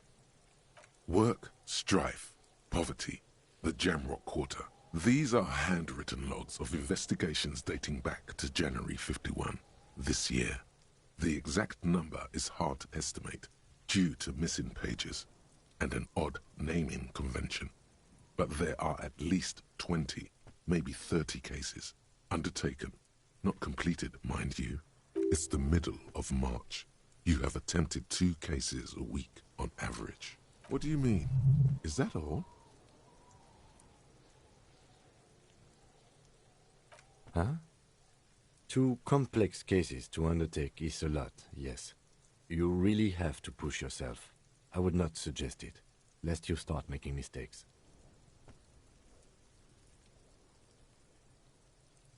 2? That's a lot. I didn't mean to say you are making mistakes, by the way. That was presumptuous of me. That's okay. We all do, sooner or later. Like a fan of gills, the checkered papers dry in your hand. The handwriting is extremely dense, if mostly illegible. Yes, it appears you employ a, shall we say, robust yet literary system. Each investigation has its case number written on the margins. Yet, still more tellingly, most are accompanied by a name, a title, one might say even. One that draws inspiration from snoop fiction and vespertine cop show staples. Yes, all caps. One is called The Next World Mural. Another, The Square Bullet Hole Murders. Another yet, The Unsolvable Case. Others appear more light-hearted. Guys on a couch in an unexpected location, and the murder at the hookah parlor. Even the rare article-free collapsing tenement. Murder features prominently throughout. It's going to take an effort to piece these case files together, but it can be done. Once you're done inspecting them up close. You mean the alphanumeric? Officer, precinct, time of arrival at the scene? Oh, you mean the titular? Yes, well, so do I. In our defense, almost everyone in the RCM does. It's a holdover from the early days of the RCM, right after the revolution, when the organization had little idea how to do things. It persists in an unofficial capacity. Officers use these titles to refer to their work among themselves. Again, in your defense, I seem to have named one the man with the hole in his head. That was a real person. His death was real. Still, I named it that, to amuse myself.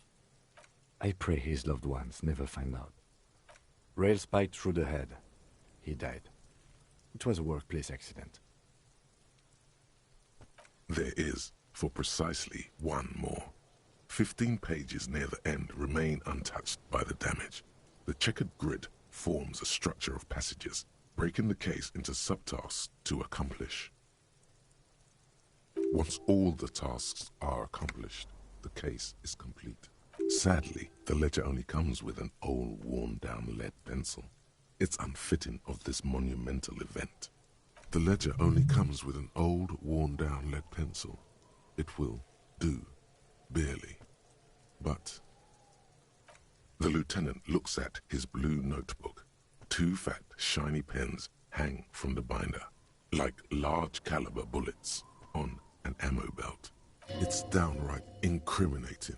He has little choice but to give you one, although he really does not want to. He is not really saying anything, just standing there, looking at them. Know that I give this to you with resentment. I want to give you a pen. The tasks you've completed flow out of the blue oblong pen in a brash freehand uncannily similar to the rest of the letters. The wording comes easily. It's almost robotically simple, a language developed for mental rigor and simplicity. Inspect the victim's body. Interview the cafeteria manager. It's not exactly poetry, but poetry would be out of place. A satisfying slash sounds across the paper. You're done, it seems to say. And you, and you. Things to be done and things already done. The composition of reality. This is an extremely useful tool for a detective of the citizens' militia. Now all that remains is to name the case. No, actually. Any ideas?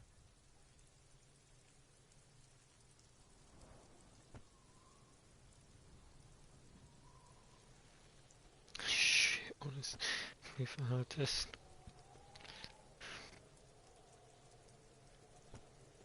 Hanged man, I guess, it's boring. Shit on a stick is kind of funny. Ah, yes. I have to tell you, officer, I don't appreciate ironic titles. Other officers will have to use this as reference. If it's idiot or cockfinger, they're not going to get it. They're going to think an idiot and a cockfinger were on this case. So, do you have something less funny? Great. That's great. That's actually what I was thinking too. The Hanged Man. Good, strong name. We have a very good name for the case now. I'm going to start calling it the Hanged Man. It's good we sorted this out. You don't exactly close them, so much as distance yourself from the smelly papers. They're a little further. Yes, you can piece them together using the alphanumeric code on the margin. It always begins with HDB 41, then date of initialization and time of arrival on the scene, followed by the title. For example, HDB 41120111700, the next world mural.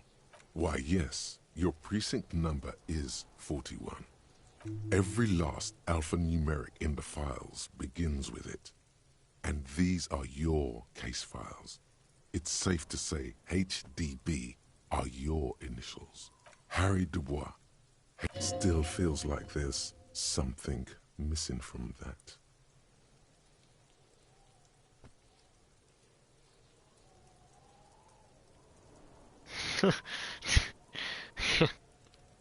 No, the alphanumeric begins with HDB. That's cool. Can't you see the sire is tired of these fabrications? RAC is clearly what it says on the case files.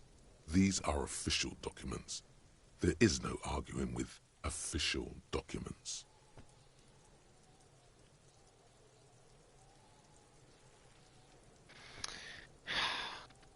That's comforting to hear.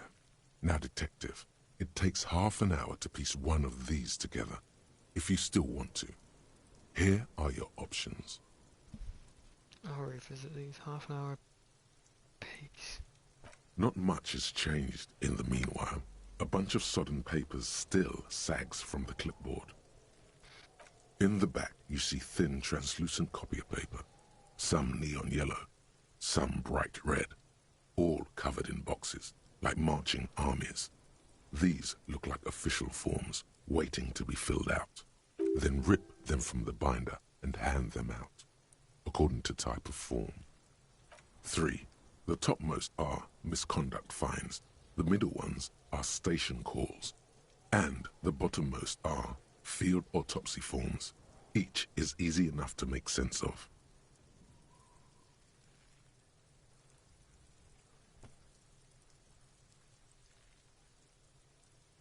You don't have to be an intellectual giant to do police work. The rest of the stinking cellulose is much worse for wear. Being sandwiched between the board and the rest of the paperwork must have spared the fragile copier paper. It's just toilet paper sticking to the back of the plastic clipboard. You can take it off if you want. If you want it to be kitchen tissue, it can be kitchen tissue. It's not though. It's toilet paper. Still wet, the toilet paper, kitchen tissue, peels off the plastic easily. Nice, I like that. All you have to do is shake it off your finger and voila, the ledger now looks marginally better.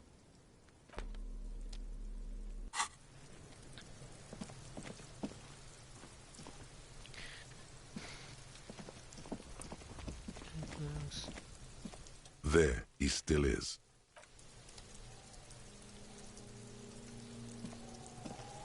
Okay.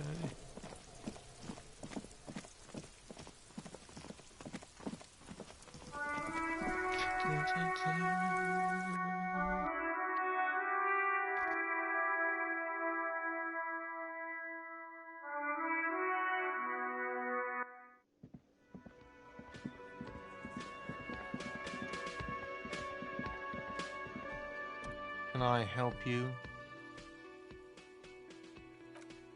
Thanks. I hope you found what you were looking for. How strange. I certainly didn't put them there. Sylvie had the keys before I got here, and I can vouch for her. I can vouch for all my staff. None of us would tamper with the crime scene. I think fugue states are more your forte, officer. The trash collection service? CS Municipal. I don't see why they would put anything in the trash, though. Ah, the elusive CS Municipal. I doubt we'll be able to track down who was sent here last and when. This will have to be one of those little threads that solves itself down the road. Thank you anyway. Yes. Another thing. Great. I love those. Oh, yes, that door, sure. There's nothing mysterious about it. It's just a door.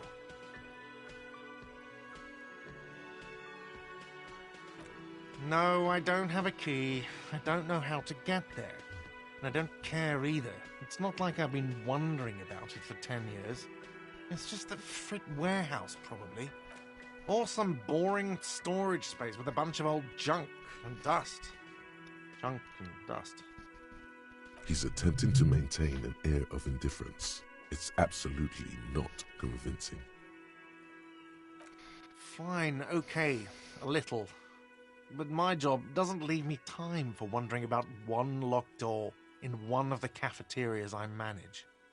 So I haven't opened it. I have cleaned the whole place 100 times over, though, after the animals. And I haven't found a key, so good luck with that. What are you, a cook now? That's none of your business. And want me to make an exception for you? You're not even a hostel guest till you pay your outstanding bills. Fine, okay. The kitchen is closed until 1 p.m. because the cook is working. You can snoop around after that, if you must. Yes?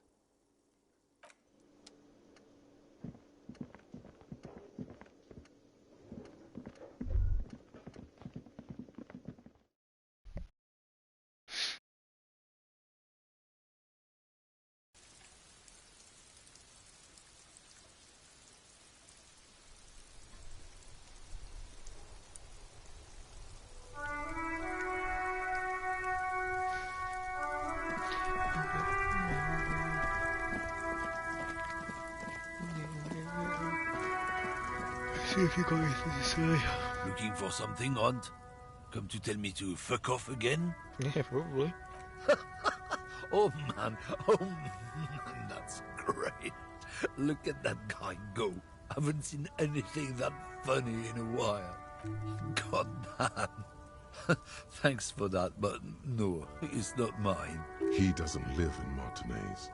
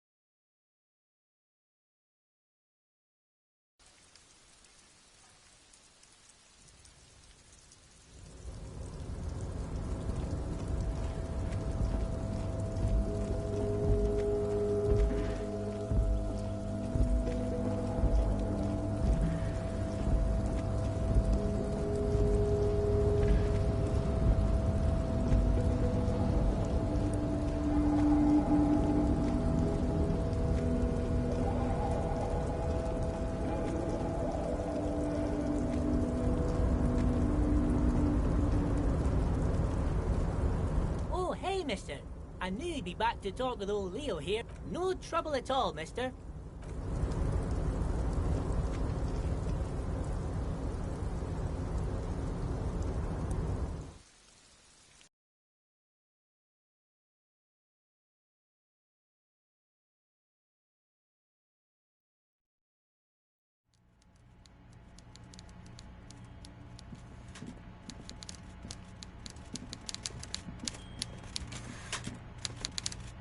Mr. Dubois, a pleasure as always.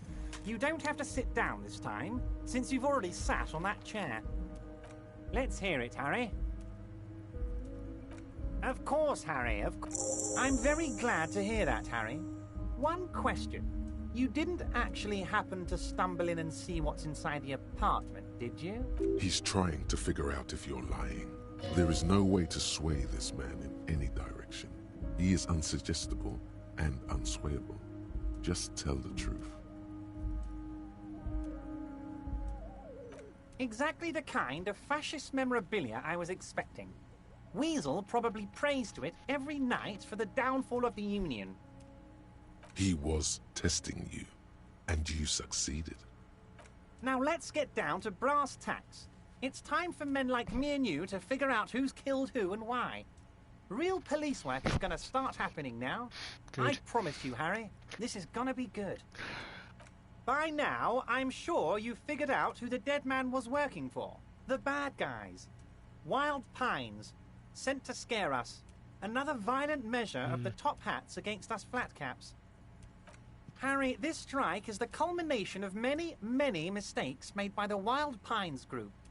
They tried to shut the strike down by sending in armed mercenaries. You mean our victim? A security contractor? Can you imagine that? Workers standing in peaceful protest, united in the spirit of fellowship, and they send hired killers to mow us down with machine gun fire? He performs a motion as if spraying bullets from a machine gun.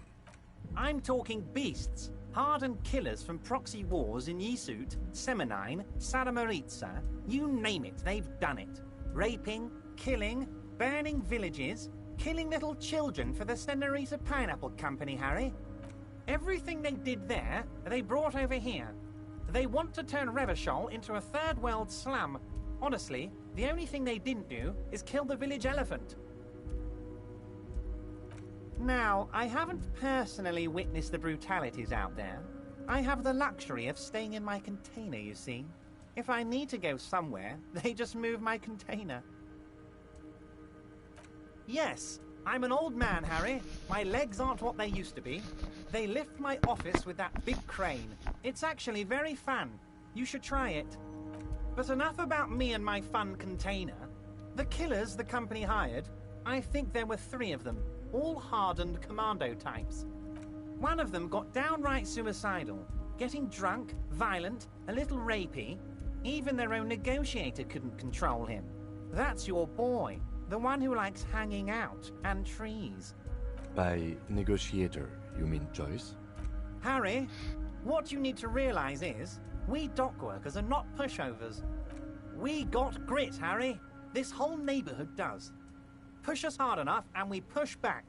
And when we do, we push to kill. Potentially, Harry, potentially. We got arm wrestling champions, rowing club people, ex-coal miners, tough guys, all ready to spring into action for their home base. There's a militant wing inside the Union, a group of people whose duties don't involve manual labor, but peacekeeping in the neighborhood, making sure everything runs smoothly. That sounds a bit like organized crime. They're like you guys. Idealistic people who want to make sure bad things don't happen. And if they already have, well, punishment must follow. Again, that sounds like organized crime. So these idealists killed our victim? One day Titus Hardy, leader of this peacekeeping faction, comes up to me and says, "Boss, socialist democratic fervor drove us to take it upon ourselves to kill this beast that was burdening the land." He probably worded it differently, but that was the idea. Sure sounded to me like they killed him. I gave them 2 weeks paid leave and told them to lay low to avoid retaliation. Aren't you worried we might arrest them for this? Oh, I'm not at all worried about that. These are not the kind of men who get arrested. They're Martinez boys, tough and gritty. I'd like to see the man who takes them in. Besides, I sent my lawyer girl to look after them. If he's just boasting, then it sure doesn't feel like that to you. He's not worried. How do I know? Let me tell you about these people. That's their MO. It's what they do. Last winter, some poor workers in Terminal E went on a little strike.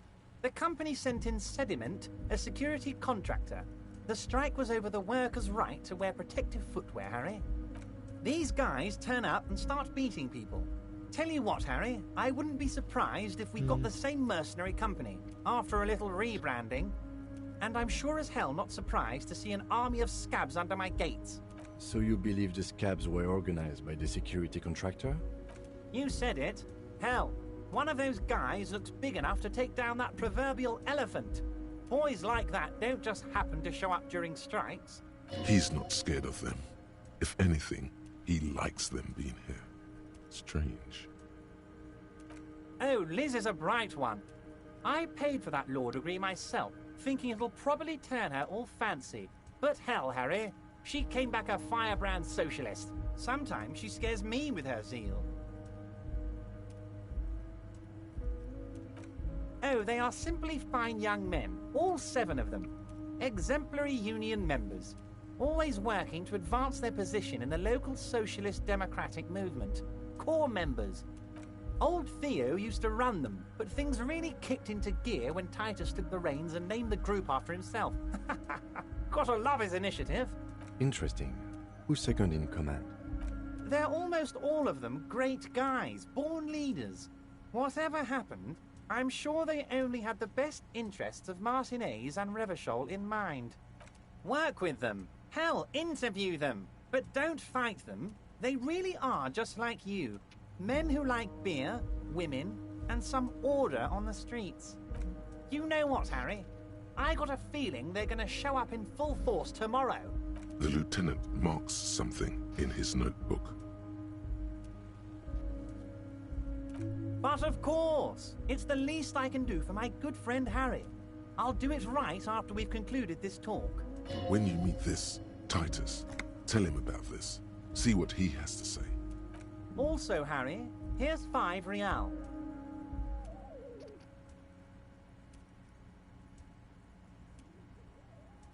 I'm not giving you anything. I'm just holding out 5 real. Needless to say, this is another move. Don't take it. Oh, I wasn't offering it to you, just holding it out there. But I'm willing to share information. Was there anything else?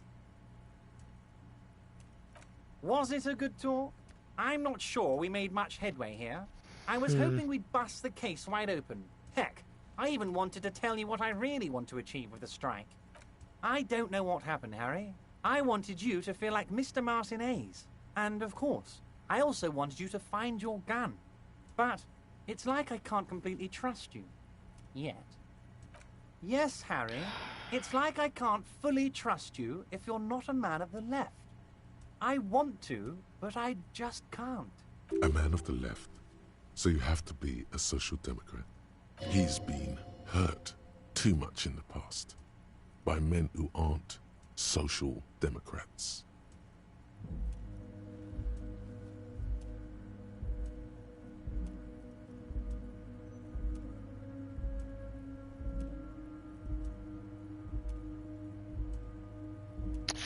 Oh, it's between those two.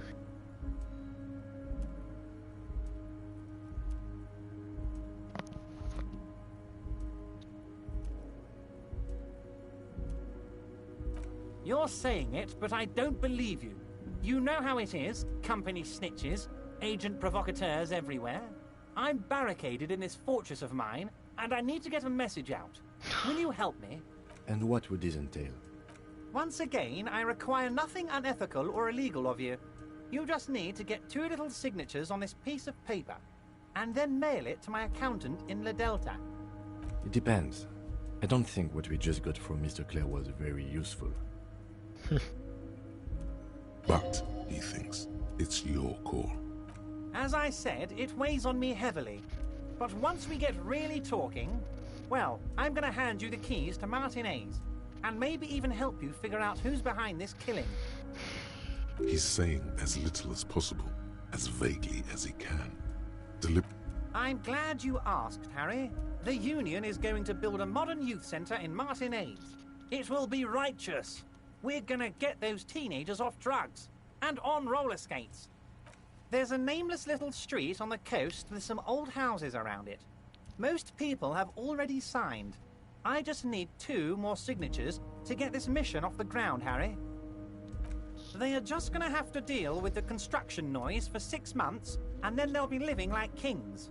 Right next to a fancy new youth centre designed by the best architects from Stella Marie. Is he absolutely sure the tenants won't be thrown out in the street? Am I? Harry, these people, Martinez is the most important thing in my life. I would never let anything bad happen to them. We're going to build a youth centre there. The value of their properties goes up and kids have a place to play in. I'm looking out for these people, not pulling the rug from under them, Harry.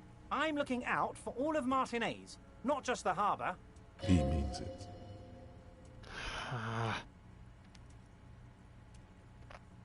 On the coast, Harry, across the canal. There's a cul-de-sac there, a little village they're calling it. A gloomy place. You'll find it. I trust your detective skills, Harry.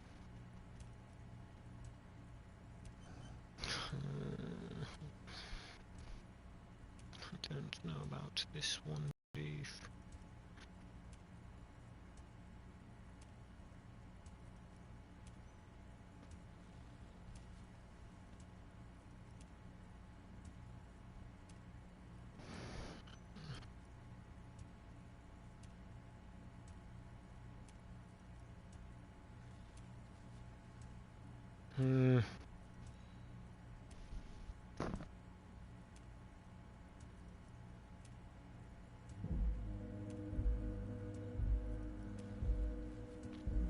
You bring joy to my heart, Harry. You need to get signatures from Isabel Sadie and Lillian Carter. The cul-de-sac is right past the pawn shop and across the canal. I hear there is some trouble with the waterlock, but they should fix it by Wednesday morning. Once you have the signatures, mail this to 13022 La Rocca in La Delta. Then I'll know you're a solid socialist. See you soon, Debardeur.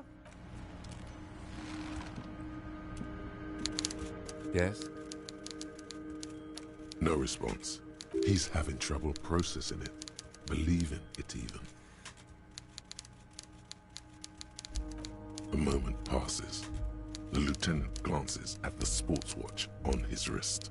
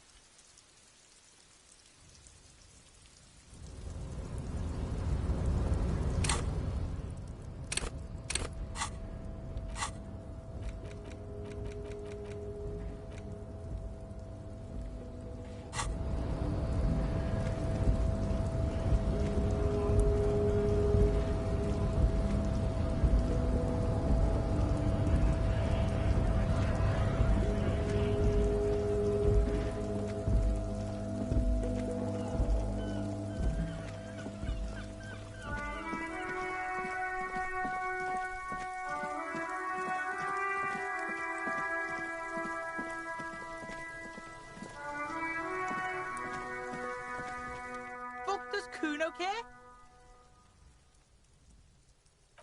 The fuck about it? Your test... Get lost, Yeah? The kingdom of Kuno? The fuck do you want with it? Yeah, Kuno doesn't know shit about that. That shit is beneath Kuno. Listen, listen. Kuno doesn't care about this small-time shit. Just Kuno could hook you up with some sweet rags. Shit like Kuno's wearing.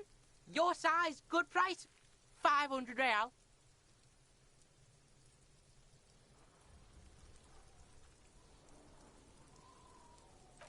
Whatever.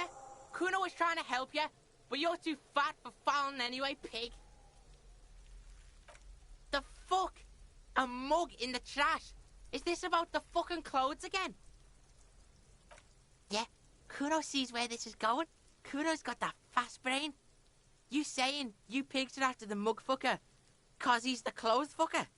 I can't hear you, Kuno. Speak louder, Kuno. Shit, that's tense. Someone's going to the beat-down basement, huh? Mug guy gonna get tied to the radiator. Kuno doesn't know who put that shit in there. And if he did, he wouldn't squeal. But if you find out, maybe you can... Tell the Kuno who it was. He's curious. He likes putting 2 and 2 together here.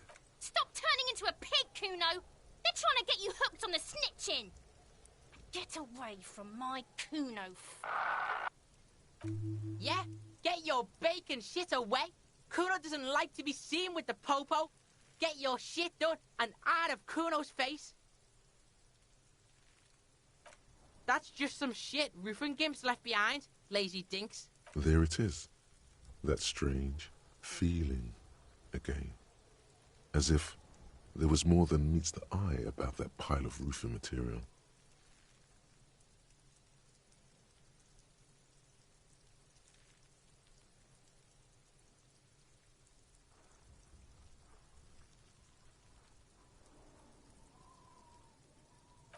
The fuck are you talking about? Kuno doesn't know what handed gimps they wear. Trying to get you to talk gimp, Kuno.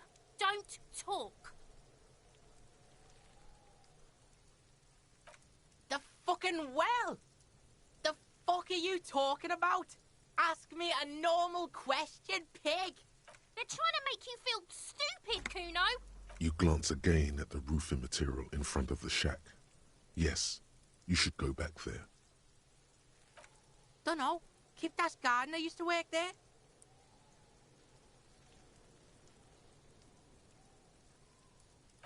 Look, Kuno doesn't explain shit. Kuno just says shit. Yeah, her. What was she doing in the greenhouse in March anyway? What kind of gardening is done in March? Yes, it seems suspicious. You don't like things being like that. Suspicious. Look at that fucking shit. You're trying to get Kuno killed. Fuck does Kuno know? Kuno's not a fucking acrobat. The lieutenant takes a quick note in his notebook. It's a trap, Kuno. Don't climb it, Kuno. Yeah, whatever. Kuno doesn't give a shit.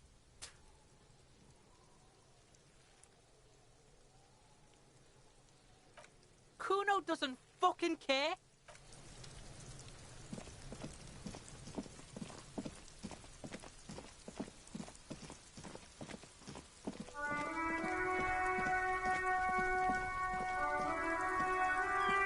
The dented yellow mailbox greets you with its graffito and...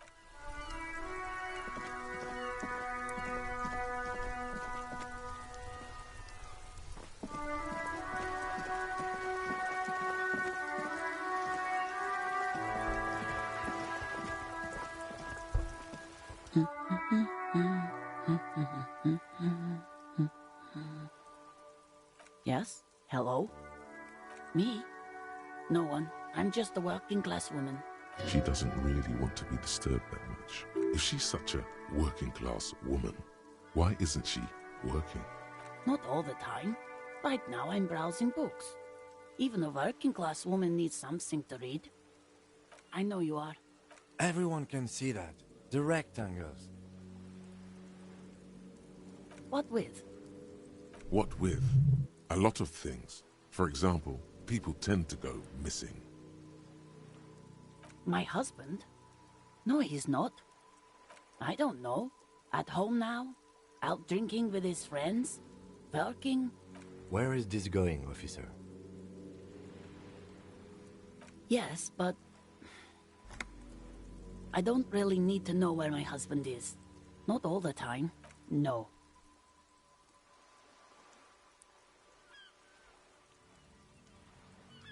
Of course he's not. It's not like he's a pocketbook. She has, though. The husband is totally lost. You should tell her that it's okay. What?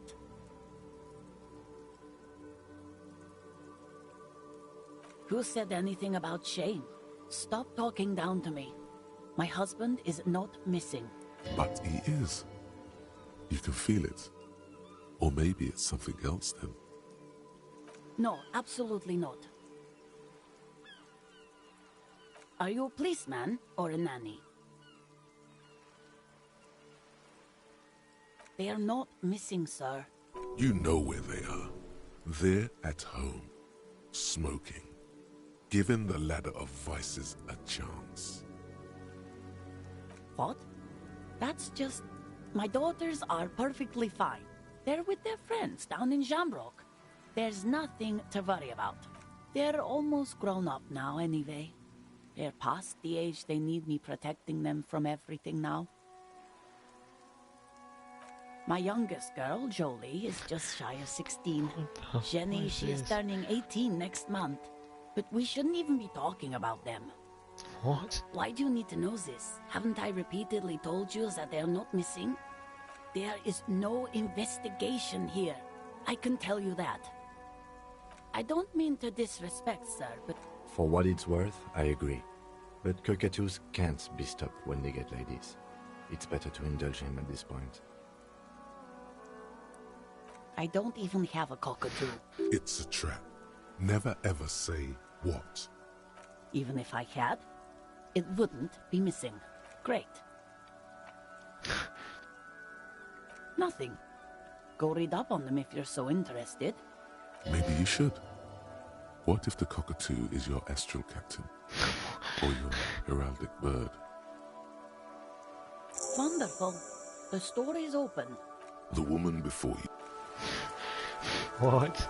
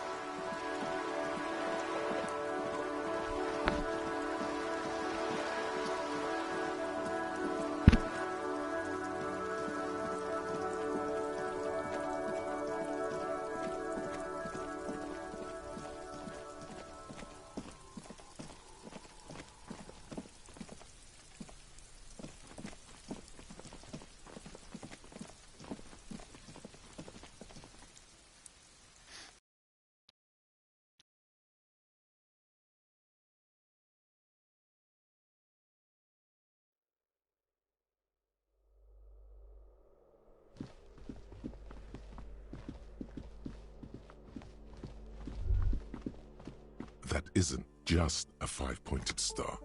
It's an inverted white pentagram cradled in a wreath of antlers. The iconography of communism, in other words. The star and antlers was developed in the 6th decade of the last century and quickly adopted by Mazov and the communards during the revolution. Even today, half a century after, the star and antlers retains the ability to evoke hope, disappointment, and fear in equal measure. Gone is the glory of hope. Only the scribblings of impoverished students remain. If you are the big communism builder now, it's you or no one.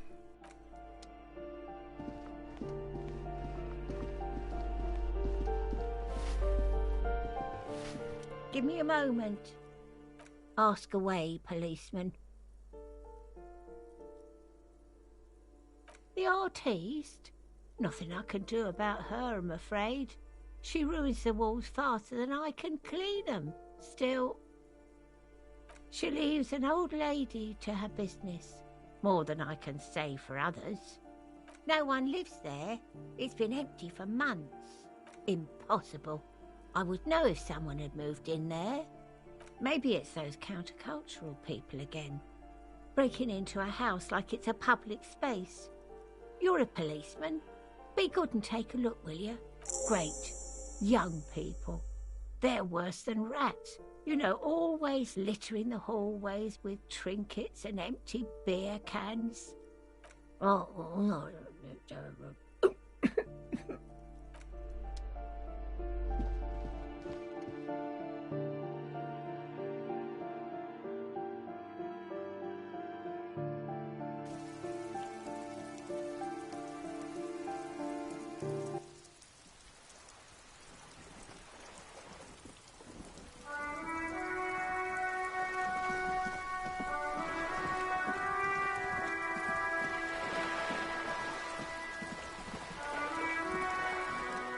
You're back.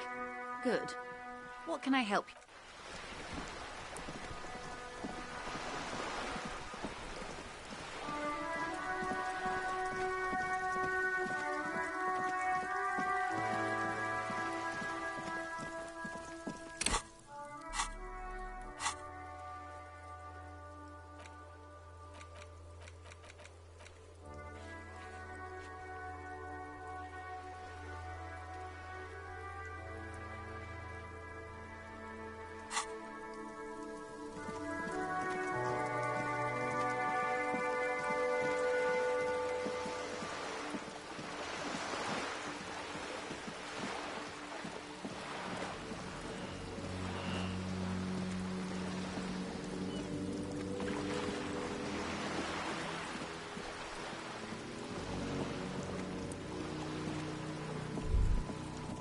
There.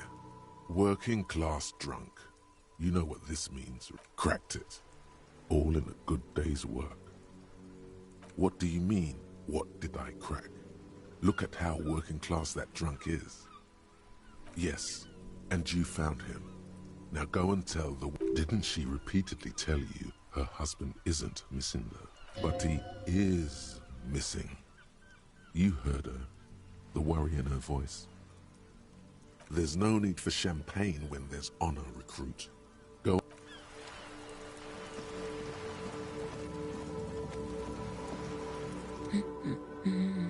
God damn it, I already told you. My husband isn't missing. Very well then. Where is he? Excuse me? There's something else hiding in her voice though. Right, 'cause working class women come with alcoholic husbands. You know what?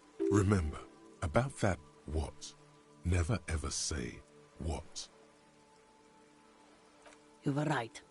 I do have an alcoholic husband. Although not that one. Ha, blam. Knew it. I did, and he is. He's also an alcoholic. No, he's not. Or maybe he is, I don't know. He's probably in the park, or in Shamrock somewhere, drinking with his friends. I haven't seen him for... Well, to hell with him! There. She's worried now. She sighs, but you can detect a slight hint of gratitude and relief from her face. All right, go ahead. Do you have any questions? Honestly, not that different from you. Oh, thank God, no. It hasn't come down to this yet. Well, he's slightly chubby. What else? He was wearing a dark brown leather jacket with a bright blue inner lining. The lining is hand-sewn. I made it myself. It's his cool jacket. God knows it's too cold to run around in this, but he refuses to change. Who cares about the cold when you have your cool jacket to wear? You can completely sympathize. I even tried throwing it away once, but he just dug it out of the bin. Can you believe it? Well, what can you do? I hope that at least that extra lining helps him keep warm at night. I wouldn't like him to catch cold.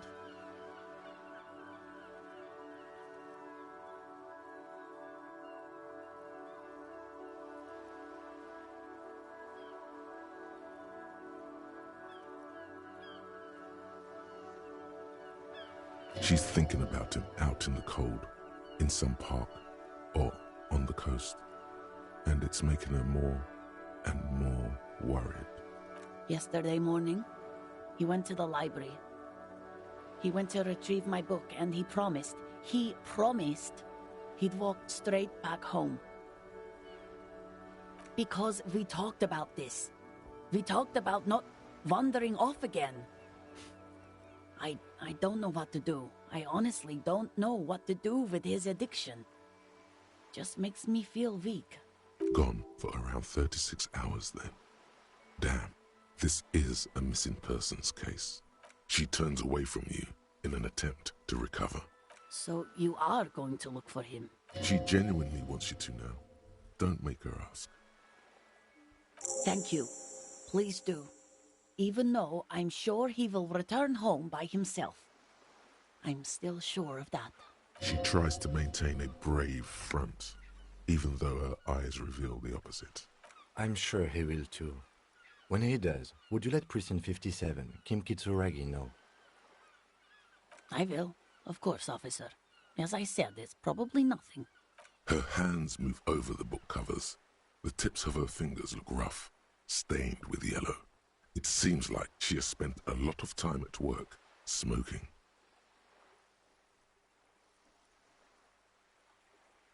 Another comrade. Years of labor are pressing down on her shoulders.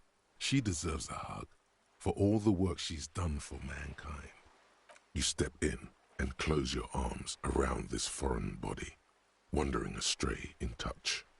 There's a small movement beneath your hands as you shut your eyes. Then a tiny voice breaks out and asks, "What is happening?" She seems to be confused.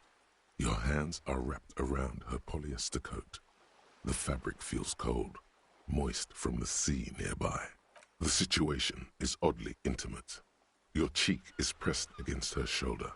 Her hand is trapped between your chest. 5 seconds pass, and their passing seems so unimaginably long. Then she coughs and says again, What are you doing, officer? Less talk, more feeling. Keep your eyes closed. Soak in the closeness. See what the feeling entails. The feeling continues. Warm and comfy on the cold shoreline. You hear a question rising to the surface, trying to break the sensation. So tell me, how does it feel to be close to someone, skin to skin?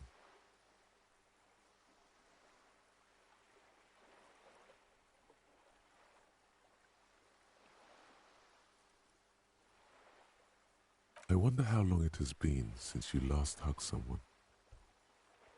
No, you don't. And it's better that way.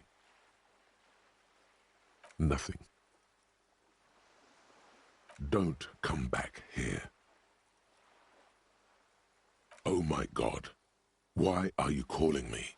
Stop calling me. Are you drunk again? I don't want to see you. I don't want to see you ever again. Stop calling me. Get lost from my life. You ruined it. Officer, what are you doing? Fighting for it how?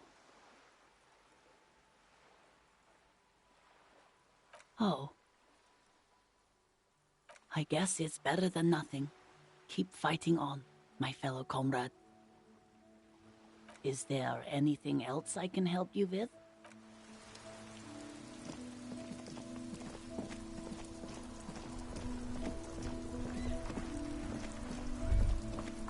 In the morning light, the white on blue police livery on the motor carriage cannot but catch your eye. do something important? Something murder-related? There's always something important. Doesn't mean you can't take a moment to admire this piece of machinery. Even at a standstill, the unibody Caprice Canema looks sleek and dynamic. The cabin is tilted frontward to give it a more aggressive, hunched look. Someone has waxed it recently.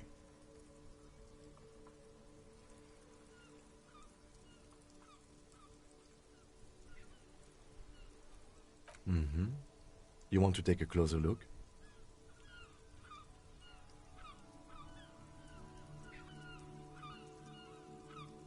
$130. I reckon that's a 7-liter V12 there.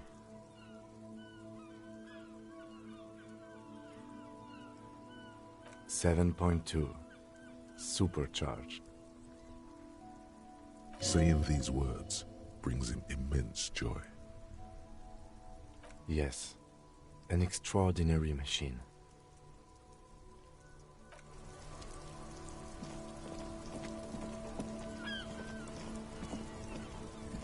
Welcome back.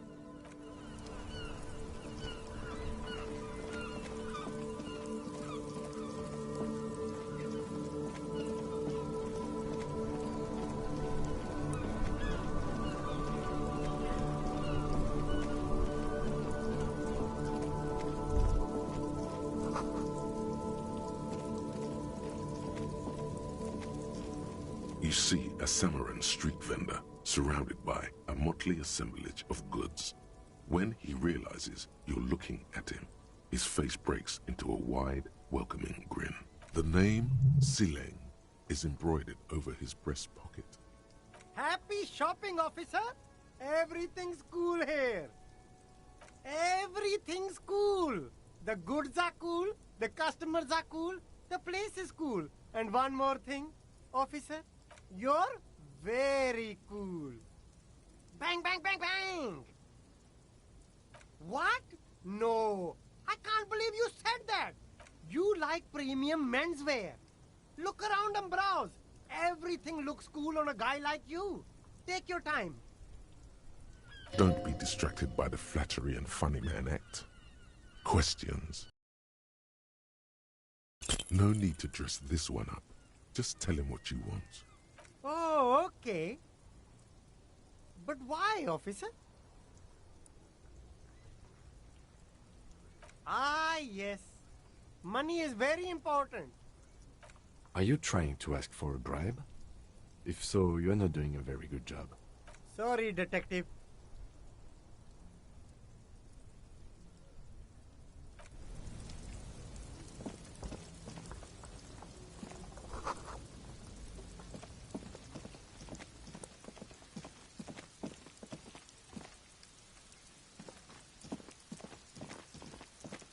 Good morning to you, officers.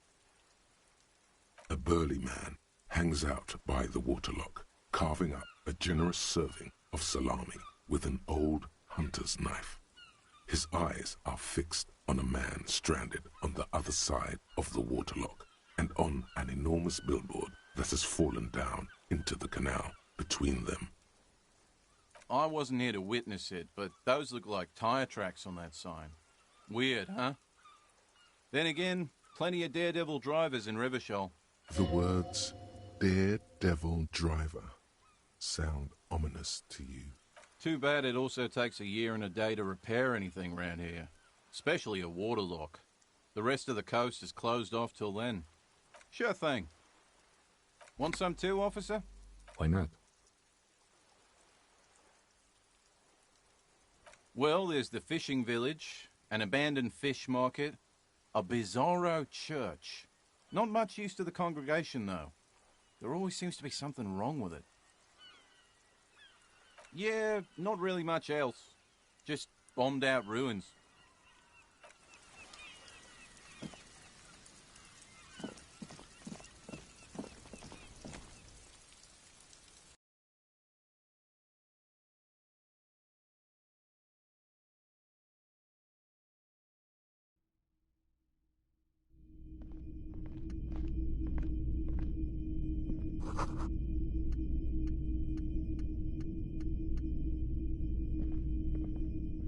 It's not often that I see officers from the RCM in my pawn shop.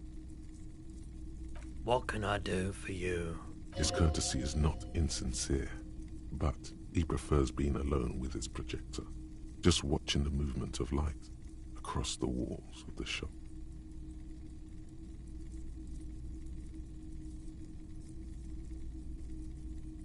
I haven't had any problems myself, though some of my customers have complained about inconsistent law enforcement.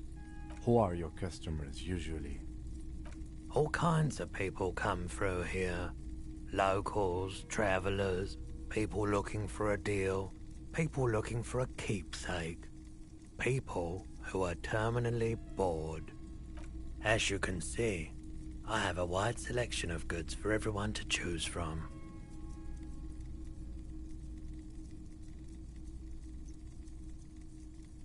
It keeps me entertained.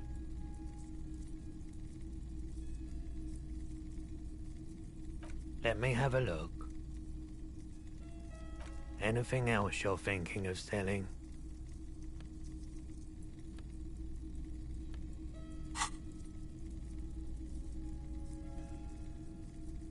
Another time, perhaps. I doubt it, but I do my best to keep my distance from all manner of butchery. Bad for business, bad for everyone. He doesn't know anything. The pawnbroker's gaze is already fixed on the dancing colors. Someone else came here earlier today asking the same question. I promptly sold her the gun you pawned a couple days back. This is a pawn shop, and it did feel as if you've met before. The lieutenant shifts from one foot to another, alert.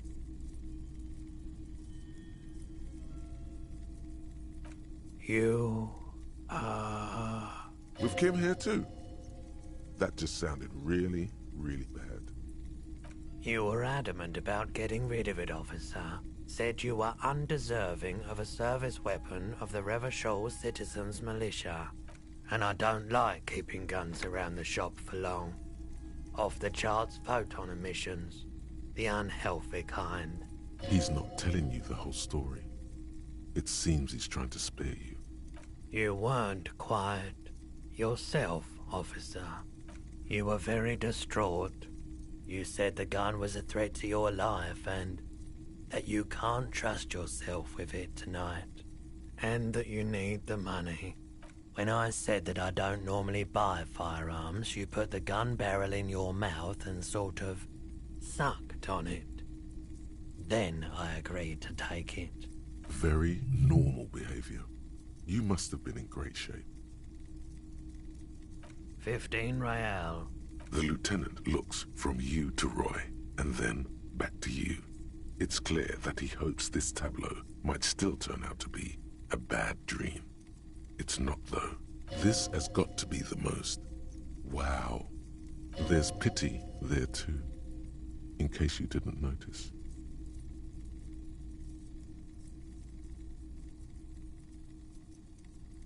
No apologies necessary, officer. She didn't seem like a policeman, although she kept referring to herself as a pig, which was odd. I found her interest in the gun a bit obsessive, but I was just happy to get rid of it. And, truth be told, she was terrifying. Right, so let me get this right. You sold your sidearm, issued by the Citizens Militia, and now a civilian is running around the streets of Martinez with it?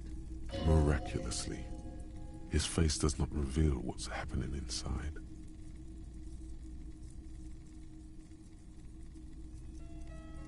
You're right that she could cast aspersions on the Force. We have to find her. My apologies, officer, but I have no idea where she was coming from or where she went.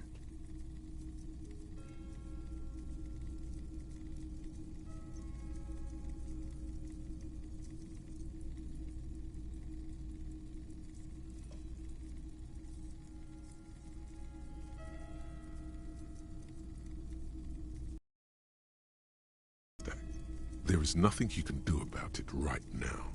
You'll just have to hope Everard wasn't lying, and the Union can track her down in time. Maybe. Shady-looking guys came in here yesterday, looking like they'd just taken off their Wild Pines overalls. They asked if I have a police weapon to sell. I told them I already sold it. They went their way. It was a trip, but you know, all sorts of people come here, asking for all sorts of things. Wait, then it might be true, Everard's claims. Maybe Claire really is tracking down your gun. People as oleaginous as Everard seem like they're lying, even when they're really being truthful. Of course.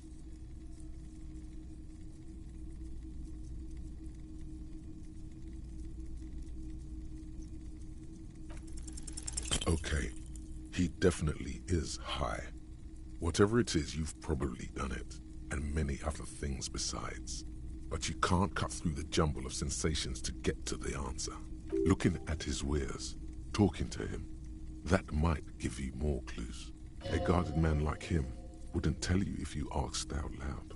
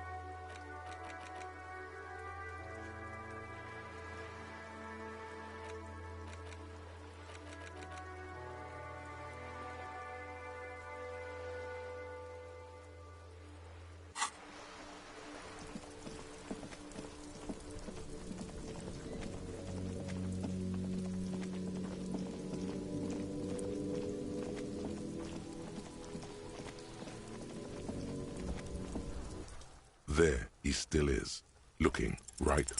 The smell is repulsive.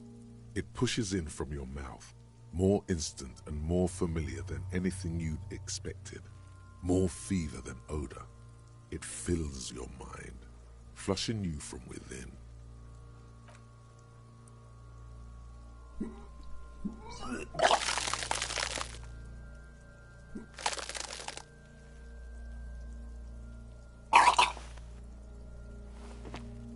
You feel a great force ringing from your stomach.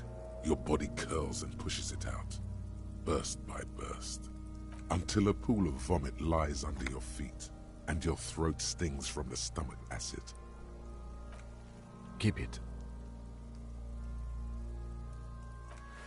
The hangover is clearly making these worse for you. You could use some ammonia to clear your head. There is Frit nearby, east of the hostel.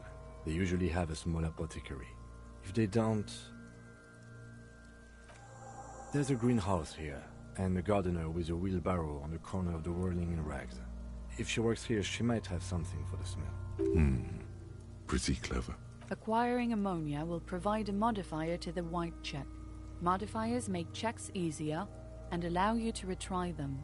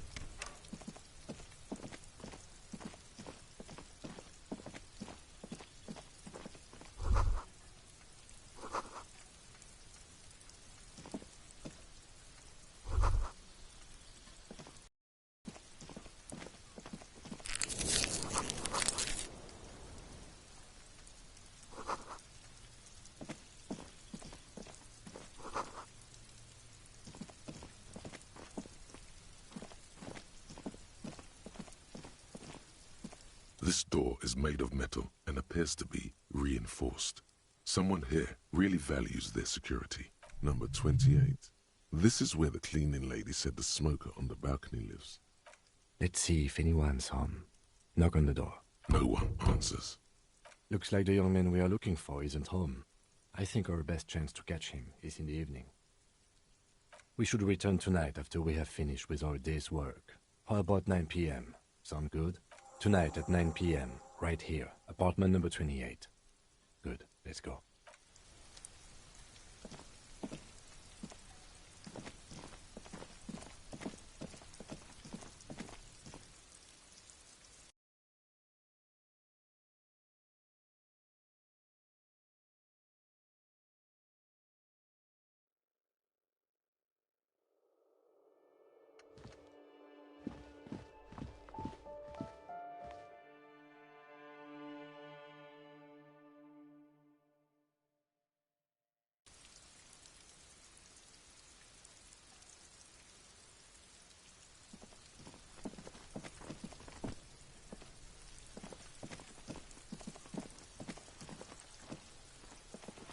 Just an ordinary wall. Nothing to see here.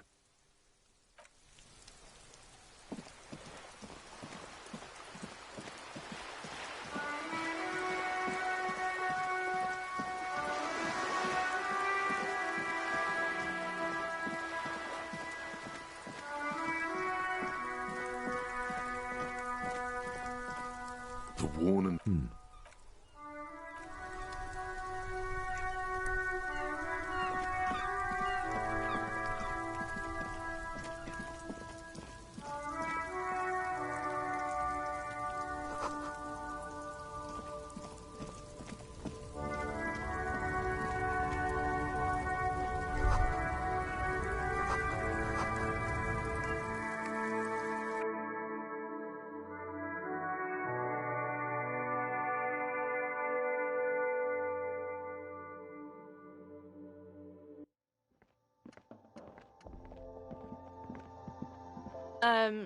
Is this about the questions again? She looks up from her magazine, eyes filled with tired ennui. Yes. What we have is there, in the medicine cabinet. Go take a look yourself.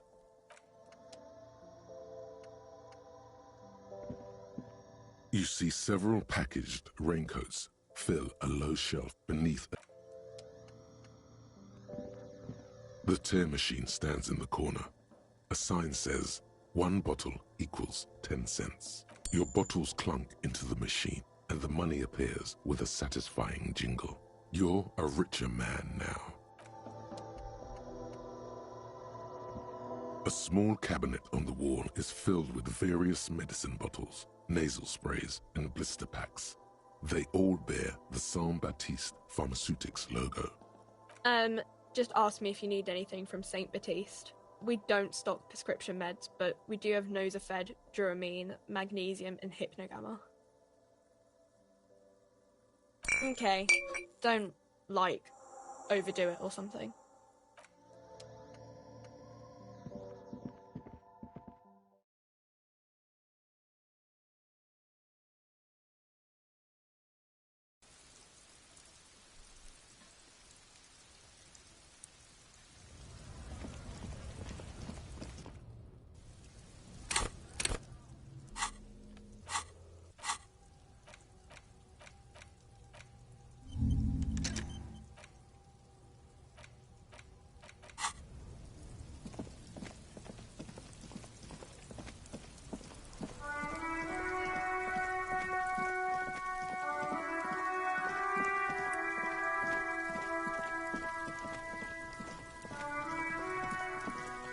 There he still is, looking right through you with his white eyes. The body below is entirely dedicated to that corpse smell. Emitting it is all it does now.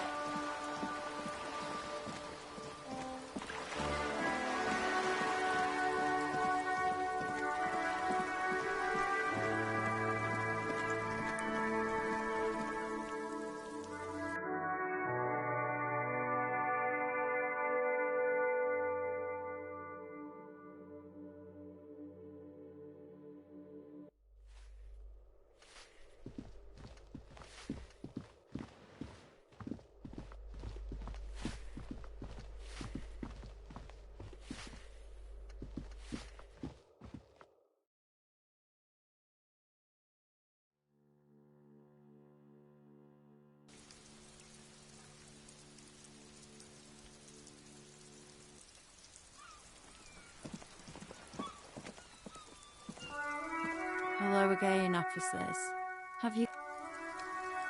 Hello again, officers. Ooh. Not only have you found my address, you've discovered my biggest secret. I'm a coal miner. It doesn't have to do anything at all. Nothing does. Like me. Right now, I'm doing nothing at all. Yes, I keep hoping a shaft will collapse on me. But somehow, it never happens.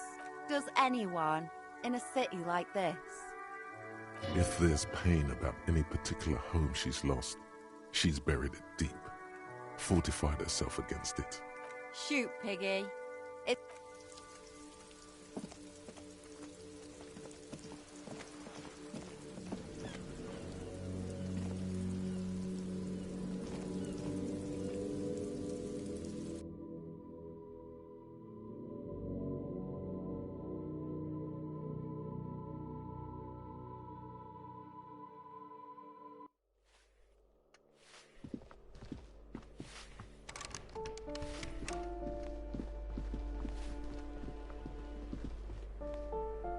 You hear someone walking around inside.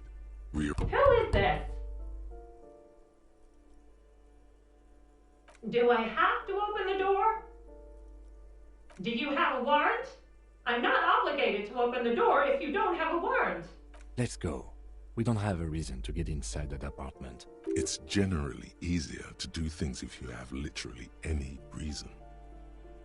Excuse me? There's no sweet talking your way in there. Be official. You have plenty of reason to enter.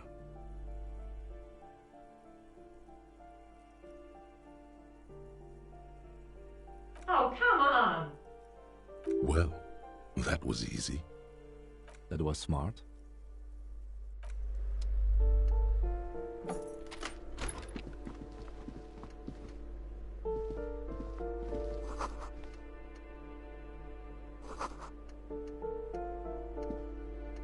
Yes?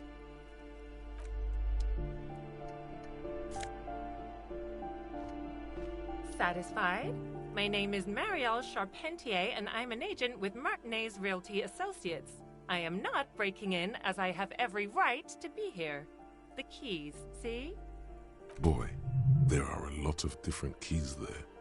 More than 20, at least. Her voice is really cheerful, despite her obviously hating you. Do you want to see my ID as well?